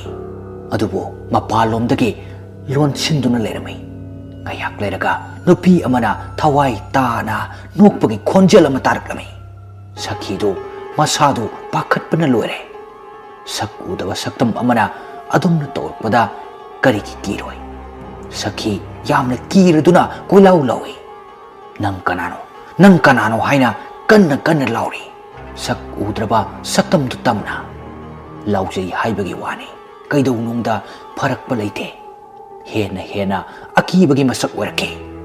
Sakhina asum hairaklami. Saktam udraba thawai. Aiki imangda thonglao. Aduga wari sanase. Nangi na tawduna aingonda hena akiba ohele. Asumna hairubadai mami sami sakhi ki mamangda uholaki. Sakhi adumna mamangda tholakpaduda masadu khangprek khangna khongpham khara maninghale. Sakphamduna asumna hairaki. Aibu khanglibra. Sakhina memsa aibu amukta ngakpiyo. Ai nangonda yamna lankre. Aina tawkiba mayamdo ai lankre. Nafamda aibu amukta ngakpiyo. Memsa ai nangi nanemne aibu amukta asumna wa haiba loidringai taningde phatabi asumna lawraki. Nangna maram oiduna ngasidi ai amadi isasu punna setna khaina haledana. Aduda natana aigi nupasu ngasi phawba aibu thiribani haiduna ka manungduda kaptuna leliba masi ꯄꯨꯝꯅꯃꯛꯁꯤ ꯅꯪꯅ ꯂꯣꯏ ꯊꯣꯛꯍꯟꯕ ꯅꯠꯇ꯭ꯔꯥ? ꯃꯇꯝꯗꯨꯗ ꯑꯩꯅ ꯅꯈꯣꯡ ꯀꯣꯟꯗꯨꯅ ꯏꯃꯥ ꯅꯁꯨ ꯅꯃꯧꯕꯨ ꯑꯃꯨꯛꯇ ꯅꯨꯡꯁꯤꯕꯤꯌꯨ ꯍꯥꯏꯅ ꯍꯥꯏꯈꯤꯕ ꯃꯌꯥꯝꯗꯣ ꯑꯩꯅ ꯇꯧꯕꯤꯒꯅꯨ ꯍꯥꯏꯗꯨꯅ ꯍꯟꯖꯤꯟ ꯍꯟꯖꯤꯟ ꯍꯥꯏꯖꯈꯤꯕ ꯅꯠꯇ꯭ꯔꯥ? ꯑꯗꯨꯒ ꯉꯁꯤꯗꯤ ꯅꯪꯒꯤ ꯁꯔꯨꯛ ꯌꯧꯔꯛꯂꯕ ꯃꯇꯝꯁꯤꯗꯅ ꯅꯪꯕꯨ ꯀꯟꯕꯤꯕ, ꯅꯪꯕꯨ ꯀꯅꯥ ꯂꯥꯛꯇꯨꯅ ꯀꯟꯕꯤꯒꯦ ꯌꯦꯡꯉꯨ꯫ ꯑꯁꯨꯝꯅ ꯍꯥꯏꯗꯨꯅ ꯃꯦꯝꯆꯥꯒꯤ ꯇꯝꯊꯤꯔꯕ ꯁꯛꯐꯝꯗ ꯑꯣꯜꯂꯛꯍꯟꯈꯤ꯫ ꯁꯈꯤ ꯃꯇꯧꯗꯨ ꯎꯕꯗ ꯏꯃꯥ ꯍꯥꯏꯔꯝꯂꯒ ꯃꯁꯥꯗꯨ ꯒ꯭ꯌꯥꯟ ꯇꯥꯈꯤꯗ꯭ꯔꯦ꯫ ꯃꯁꯥꯗꯨ ꯊमाꯏꯗꯨꯅ ꯃꯦꯝꯆꯥꯒꯤ ꯊꯋꯥꯏꯅ ꯃꯄꯥꯟꯂꯣꯝꯗ ꯄꯨꯊꯣꯛꯈ꯭ꯔꯦ꯫ ꯁꯈꯤ ꯃꯁꯥꯗꯨ ꯒ꯭ꯌꯥꯟ ꯇꯥꯖꯗꯦ꯫ ꯂꯝꯕꯤꯗꯨꯗ ꯑꯗꯨꯝ ꯆꯠꯂꯤ꯫ ꯃꯁꯥꯗꯨ ꯀꯔꯤ ꯇꯧꯔꯦ ꯍꯥꯏꯕ ꯀꯔꯤꯝꯇ ꯈꯪꯖꯗ꯭ꯔꯦ꯫ ꯌꯨꯝꯗꯒꯤꯗꯤ ꯈꯔ ꯂꯥꯞꯅꯗꯤ ꯊꯣꯛꯂꯛꯂꯦ꯫ ꯑꯁꯨꯝ ꯂꯥꯛꯄꯅ ꯃꯐꯝ ꯑꯃ ꯌꯧꯁꯤꯜꯂꯛꯂꯦ꯫ ꯈꯔ ꯆꯠꯂꯕ ꯇꯨꯡꯗ ꯑꯇꯣꯡꯕ ꯃꯐꯝ ꯑꯃꯗ ꯅꯦꯠꯁꯤꯜꯂꯨꯕꯗꯒꯤ ꯈꯣꯡꯐꯝ ꯆꯥꯍꯧꯗꯗꯨꯅ ꯃꯁꯥꯗꯨ ꯂꯩꯃꯥꯏꯗ ꯇꯨꯁꯤꯜꯂꯤ꯫ ꯑꯗꯨꯝꯅ ꯇꯧꯔꯛꯄꯗ ꯁꯈꯤꯗꯨ ꯋꯥꯈꯜ ꯇꯥꯔꯛꯈꯤ꯫ ꯃꯁꯥꯗꯨ ꯒ꯭ꯌꯥꯟ ꯇꯥꯔꯛꯈꯤ꯫ ꯑꯗꯨꯕꯨ ꯃꯁꯥꯗꯨ ꯀꯣꯏꯂꯩ ꯂꯩꯗꯨꯅ ꯌꯦꯡꯂꯨꯕꯗ ꯃꯐꯝꯗꯨ ꯃꯥꯅ ꯍꯥꯟꯅ ꯆꯠꯈ꯭ꯔꯕ ꯃꯐꯝ ꯑꯃꯗꯤ ꯑꯣꯏ꯫ ꯑꯗꯨꯕꯨ ꯃꯁꯥꯗ ꯀꯥꯎꯊꯣꯛꯈꯤꯕꯗꯧꯅ ꯅꯤꯡꯁꯤꯡꯕꯗ ꯈꯔ ꯋꯥꯔꯝꯃꯤ꯫ ꯃꯃꯥꯏꯗꯨ ꯁꯨꯝ ꯂꯩꯊꯣꯔꯛꯄ ꯃꯇꯝꯗ ꯃꯥꯒꯤ ꯃꯃꯥꯡ ꯑꯣꯏꯔꯞꯅ ꯑꯇꯣꯡꯕ ꯑꯃ ꯂꯩꯔꯤꯕꯗꯨ ꯁꯈꯤꯅ ꯎꯏ꯫ ꯃꯗꯨ ꯎꯕꯗ ꯃꯦꯝꯆꯥ ꯍꯥꯠꯈꯤꯕ ꯃꯐꯝꯗꯨꯅꯤ ꯍꯥꯏꯕ ꯁꯈꯤꯅ ꯒ꯭ꯌꯥꯟ ꯇꯥꯔꯛꯈꯤ꯫ ꯉꯁꯤꯗꯤ ꯑꯩꯒꯤ ꯑꯔꯣꯏꯕ ꯅꯨꯃꯤꯠ ꯑꯣꯏꯔꯦ꯫ ꯑꯁꯨꯝꯅ ꯍꯥꯏꯗꯨꯅ ꯈꯨꯔꯨ ꯀꯨꯟꯊꯗꯨꯅ ꯑꯩ ꯂꯥꯟꯈ꯭ꯔꯦ ꯍꯥꯏꯗꯨꯅ ꯀꯟꯅ ꯀꯞꯆꯔꯤ꯫ ꯃꯥꯅ ꯑꯗꯨꯝꯅ ꯇꯧꯔꯤꯉꯩ ꯃꯇꯝꯗ ꯃꯅꯤꯡꯂꯣꯝꯗꯒꯤ ꯀꯅꯥꯒꯨꯝꯕ ꯃꯁꯛ ꯎꯗꯕ ꯁꯛꯇꯝ ꯑꯃꯅ ꯀꯟꯅ ꯏꯜꯂꯛꯈꯤ꯫ ꯁꯥꯐꯨꯗꯨꯅ ꯀꯟꯈꯤꯕꯅ ꯁꯈꯤ ꯃꯥꯅ ꯂꯩꯔꯤꯕ ꯖꯒꯥꯗꯨꯗꯒꯤ ꯈꯔ ꯃꯃꯥꯡ ꯑꯣꯏꯔꯞꯅ ꯇꯥꯏ꯫ ꯃꯥꯅ ꯇꯥꯗꯨꯅ ꯂꯩꯔꯤꯉꯩꯗ ꯁꯛꯐꯝꯗꯤ ꯎꯗꯕ ꯅꯨꯄꯤ ꯑꯃꯅ ꯑꯀꯤꯕꯒꯤ ꯃꯑꯣꯡꯗ ꯈꯥꯛꯅ ꯈꯥꯛꯅ ꯅꯣꯛꯄꯒꯤ ꯈꯣꯟꯖꯦꯜ ꯑꯃ ꯇꯥꯔꯛꯈꯤ꯫ ꯁꯈꯤꯗꯨ ꯎꯞꯁꯤꯜꯂꯒ ꯇꯥꯔꯝꯕꯗꯒꯤ ꯃꯃꯥꯏꯗꯨ ꯈꯣꯟꯖꯦꯜ ꯑꯗꯨ ꯇꯝꯅ ꯌꯦꯡꯂꯛꯈꯤ꯫ ꯑꯗꯨꯕꯨ ꯀꯅꯥꯁꯨ ꯂꯩꯕ ꯎꯗꯦ꯫ ꯃꯁꯥꯗꯨ ꯇꯞꯅ ꯇꯞꯅ ꯍꯧꯒꯠꯇꯨꯅ ꯑꯀꯤꯕ ꯑꯃꯒ ꯂꯣꯏꯅꯅ ꯀꯔꯤ ꯇꯧꯔꯛꯀꯗꯒꯦ ꯈꯟꯗꯨꯅ ꯀꯣꯏꯌꯦꯡ ꯌꯦꯡꯉꯤ꯫ ꯃꯥꯅ ꯑꯗꯨꯝ ꯂꯩꯔꯤꯉꯩ ꯃꯇꯝꯗꯨꯗ ꯃꯉꯣꯟꯗꯒꯤ ꯈꯔ ꯆꯠꯊꯣꯛꯂꯒ ꯂꯩꯕ ꯑꯇꯣꯡꯕ ꯃꯐꯝ ꯑꯗꯨꯗꯒꯤ ꯅꯨꯄꯤ ꯑꯃꯅ ꯅꯥꯍꯦꯕꯒꯤ ꯈꯣꯟꯖꯦꯜ ꯑꯃ ꯇꯞꯅ ꯇꯞꯅ ꯇꯥꯔꯛꯂꯝꯃꯤ꯫ ꯈꯣꯟꯖꯦꯜ ꯑꯗꯨ ꯁꯈꯤꯒꯤ ꯃꯅꯥꯛ ꯇꯝꯅ ꯇꯞꯅ ꯇꯞꯅ ꯅꯛꯁꯤꯜꯂꯛꯄꯗꯧꯅ ꯇꯧꯏ꯫ ꯑꯀꯣꯏꯕꯗ ꯂꯩꯔꯤꯕ ꯎ ꯋꯥꯁꯤꯡ ꯅꯨꯡꯁꯤꯠꯇ ꯁꯤꯠꯇꯅ ꯍꯥꯏꯅ ꯍꯨꯝꯅ ꯁꯤꯠꯂꯤ꯫ ꯍꯨꯏꯁꯨ ꯀꯟꯅ ꯀꯟꯅ ꯀꯞꯂꯤ꯫ ꯈꯣꯟꯖꯦꯜꯗꯨ ꯇꯥꯕ ꯉꯝꯗ꯭ꯔꯗꯨꯅ ꯁꯈꯤ ꯃꯦꯝꯆꯥ ꯑꯩ ꯌꯥꯝꯅ ꯂꯥꯟꯈ꯭ꯔꯦ ꯍꯥꯏꯗꯨꯅ ꯍꯥꯏꯖꯔꯤ꯫ ꯑꯩꯒꯤ ꯑꯔꯣꯏꯕ ꯃꯇꯝ ꯂꯥꯛꯂꯦ ꯍꯥꯏꯕꯁꯨ ꯑꯩ ꯈꯪꯂꯦ꯫ ꯀꯌꯥꯝ ꯀꯨꯏꯅ ꯑꯩꯕꯨ ꯑꯣꯠꯈꯤꯒꯅꯤ? ꯃꯇꯥꯡꯗꯨꯗ ꯅꯣꯡꯂꯩ ꯅꯨꯡꯁꯤꯠ ꯀꯟꯅ ꯁꯤꯠꯂꯤ꯫ ꯅꯣꯡꯁꯨ ꯇꯞꯂꯤ ꯇꯞꯂꯤ ꯇꯥꯔꯛꯂꯤ꯫ ꯁꯈꯤ ꯃꯁꯥꯗꯨ ꯍꯤꯡꯐꯝ ꯂꯩꯒꯗ꯭ꯔꯥ ꯍꯥꯏꯗꯨꯅ ꯑꯀꯣꯏꯕꯗ ꯀꯣꯏꯌꯦꯡ ꯌꯦꯡꯂꯤ꯫ ꯃꯐꯝ ꯁꯣꯝꯗ ꯆꯦꯜꯂꯒꯦ ꯈꯟꯗꯨꯅ ꯆꯦꯟꯈꯤ꯫ ꯃꯥꯅ ꯈꯔ ꯆꯦꯟꯕꯒ ꯇꯨꯡꯗ ꯃꯥꯒꯤ ꯃꯃꯥꯡ ꯑꯣꯏꯔꯞꯅ ꯑꯉꯥꯡ ꯑꯃ ꯂꯦꯞꯇꯨꯅ ꯃꯉꯣꯟꯗ ꯌꯦꯡꯗꯨꯅ ꯀꯟꯅ ꯀꯟꯅ ꯅꯣꯛꯂꯛꯈꯤ꯫ ꯑꯃꯔꯣꯝꯗ ꯑꯃꯨꯛ ꯆꯦꯟꯒꯦ ꯇꯧꯕꯗ ꯃꯦꯝꯆꯥ ꯂꯦꯞꯇꯨꯅ ꯂꯩꯔꯝꯃꯤ꯫ ꯁꯈꯤ ꯃꯃꯥ ꯃꯆꯥꯒꯤ ꯃꯌꯥꯏꯗ ꯑꯀꯤꯕ ꯁꯛꯐꯝ ꯑꯃꯒ ꯂꯩꯔꯤꯕꯗꯨ ꯎꯕꯗ ꯃꯃꯥ ꯃꯆꯥꯗꯨ ꯀꯟꯅ ꯀꯟꯅ ꯅꯣꯛꯂꯝꯃꯤ꯫ ꯈꯣꯟꯖꯦꯜꯗꯨ ꯇꯥꯕ ꯉꯝꯗ꯭ꯔꯗꯨꯅ ꯃꯅꯥꯀꯣꯡ ꯑꯅꯤꯗꯨ ꯃꯈꯨꯠ ꯑꯅꯤꯗꯨꯅ ꯃꯦꯟꯁꯤꯟꯗꯨꯅ ꯀꯣꯏꯂꯥꯎ ꯂꯥꯎꯗꯨꯅ ꯈꯥꯡꯖꯔꯝꯃꯤ꯫ ꯍꯧꯖꯤꯛꯇꯤ ꯁꯈꯤꯒꯤ ꯃꯃꯥꯡꯗ ꯃꯦꯝꯆꯥ ꯑꯃꯗꯤ ꯃꯆꯥꯗꯨ ꯄꯨꯟꯅ ꯂꯦꯞꯂꯔꯦ꯫ ꯑꯗꯨꯒ ꯁꯈꯤꯕꯨ ꯑꯣꯠ ꯅꯩꯕ ꯀꯌꯥ ꯇꯧꯔꯛꯈꯤ꯫ ꯁꯈꯤꯗꯨ ꯃꯁꯥꯗꯨ ꯑꯋꯥ ꯆꯩꯅꯥ ꯀꯌꯥ ꯈꯥꯡꯗꯨꯅ ꯂꯩꯔꯝꯃꯤ꯫ ꯅꯣꯡꯁꯨ ꯁꯥꯐꯨ ꯀꯟꯅ ꯇꯥꯔꯛꯂꯤ꯫ ꯅꯣꯡ ꯃꯔꯛꯇꯨꯒ ꯁꯈꯤ ꯃꯁꯥꯗꯨ ꯁꯤꯠꯅ ꯁꯤꯠꯅ ꯁꯨꯝ ꯆꯠꯂꯝꯃꯤ꯫ ꯃꯥꯅ ꯃꯃꯥꯏ ꯍꯥꯏꯐꯦꯠ ꯍꯥꯏꯒꯠꯂꯛꯄꯗ ꯃꯥꯒꯤ ꯃꯥꯡꯗ ꯑꯇꯣꯡꯕ ꯑꯃ ꯂꯩꯔꯤꯕꯗꯨ ꯎꯏ꯫ ꯃꯗꯨ ꯎꯕꯗ ꯃꯦꯝꯆꯥꯕꯨ ꯍꯥꯠꯇꯨꯅ ꯐꯨꯝꯈꯤꯕꯅꯤ ꯍꯥꯏꯕ ꯃꯐꯝꯗꯨꯅꯤ ꯈꯪꯖꯔꯝꯃꯤ꯫ ꯃꯗꯨ ꯎꯕꯗ ꯃꯅꯤꯡ ꯍꯥꯏꯐꯦꯠ ꯍꯜꯂꯤ꯫ ꯃꯥꯒꯤ ꯇꯨꯡꯗ ꯀꯔꯤꯒꯨꯝꯕ ꯄꯣꯠꯁꯛ ꯑꯃꯗ ꯊꯦꯡꯖꯤꯟꯕꯗꯨ ꯈꯪꯂꯝꯃꯤ꯫ ꯁꯈꯤꯗꯨ ꯃꯃꯥꯏ ꯍꯥꯏꯐꯦꯠ ꯊꯥꯡꯒꯠꯇꯨꯅ ꯌꯦꯡꯈꯠꯂꯝꯃꯤ꯫ ꯃꯗꯨꯗ ꯁꯛꯐꯝ ꯀꯥꯏꯔꯕ ꯃꯦꯝꯆꯥꯒꯤ ꯑꯀꯤꯕ ꯁꯛꯐꯝꯗꯨ ꯑꯣꯟꯗꯨꯅ ꯂꯩꯔꯝꯃꯤ꯫ ꯃꯥꯒꯤ ꯇꯨꯡꯗꯒꯤ ꯑꯃꯨꯛ ꯁꯛꯐꯝ ꯀꯥꯏꯔꯕ ꯌꯦꯡꯕꯗ ꯍꯩꯅꯗ꯭ꯔꯕ ꯑꯉꯥꯡ ꯑꯃ ꯊꯣꯛꯂꯛꯇꯨꯅ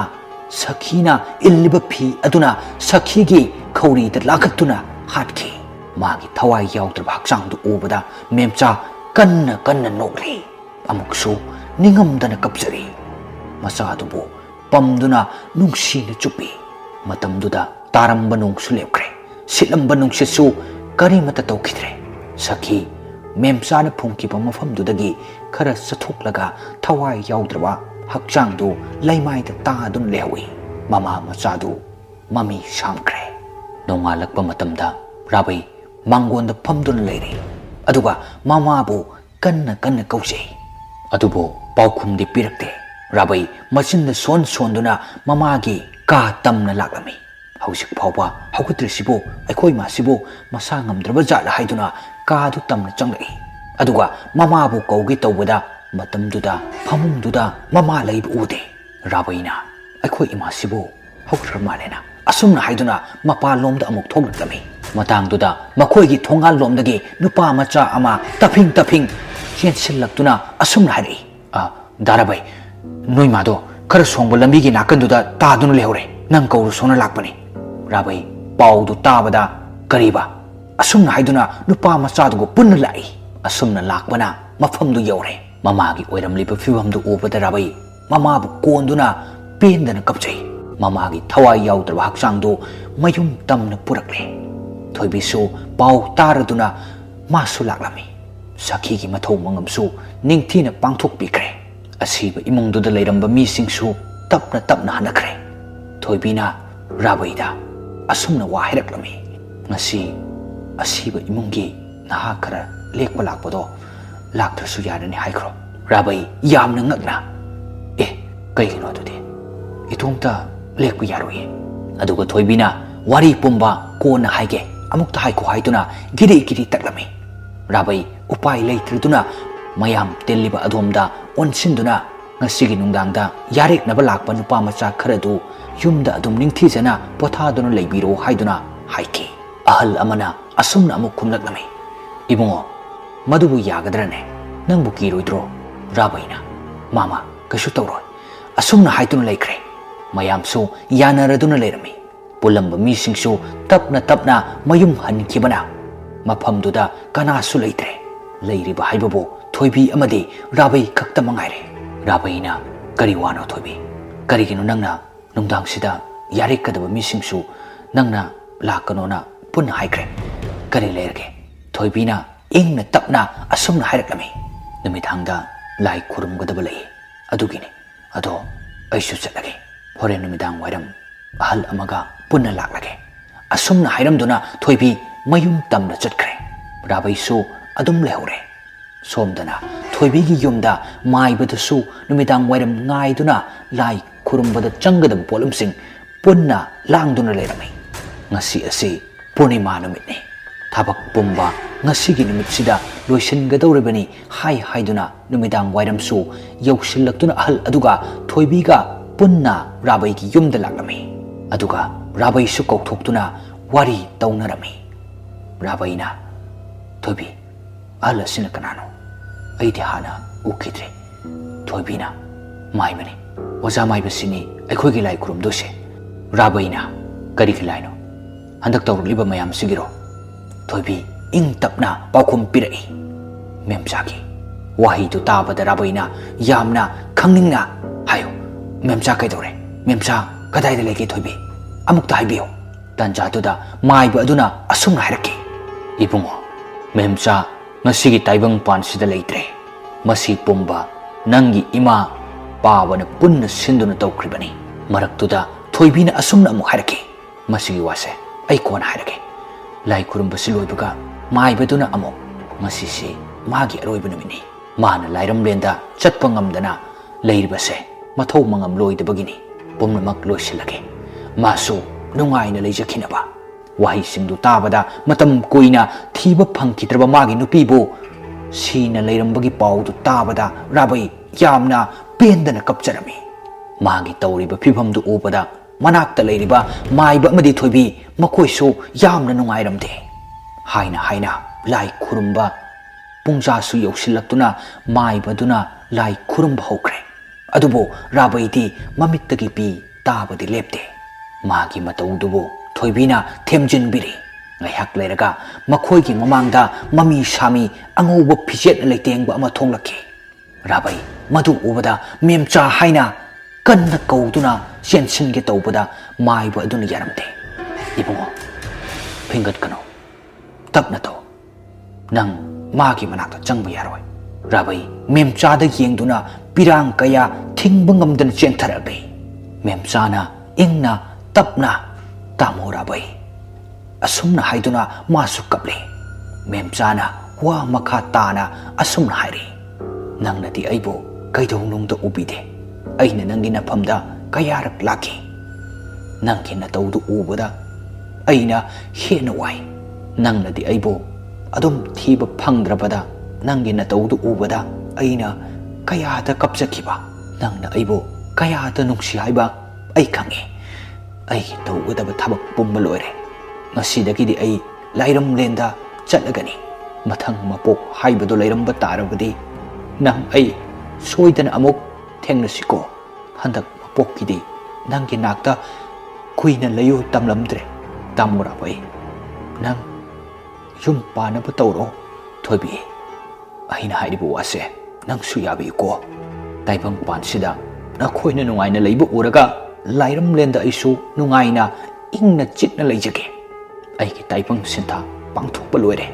memchadu ngasidi kayada ningthijaraba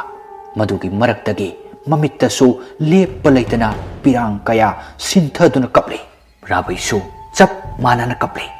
memchana maiba aduda onsilaktuna hairei oja maibana aiki mateng kaya pangbiduna thabak thoramsing asi pangthokpa ngamlibani maiba aduna nangbo lairam lenda chatnaba ai sem saba loirabani memcha rabai da onsilaktuna tamo rabai ai chatlage thoibi ai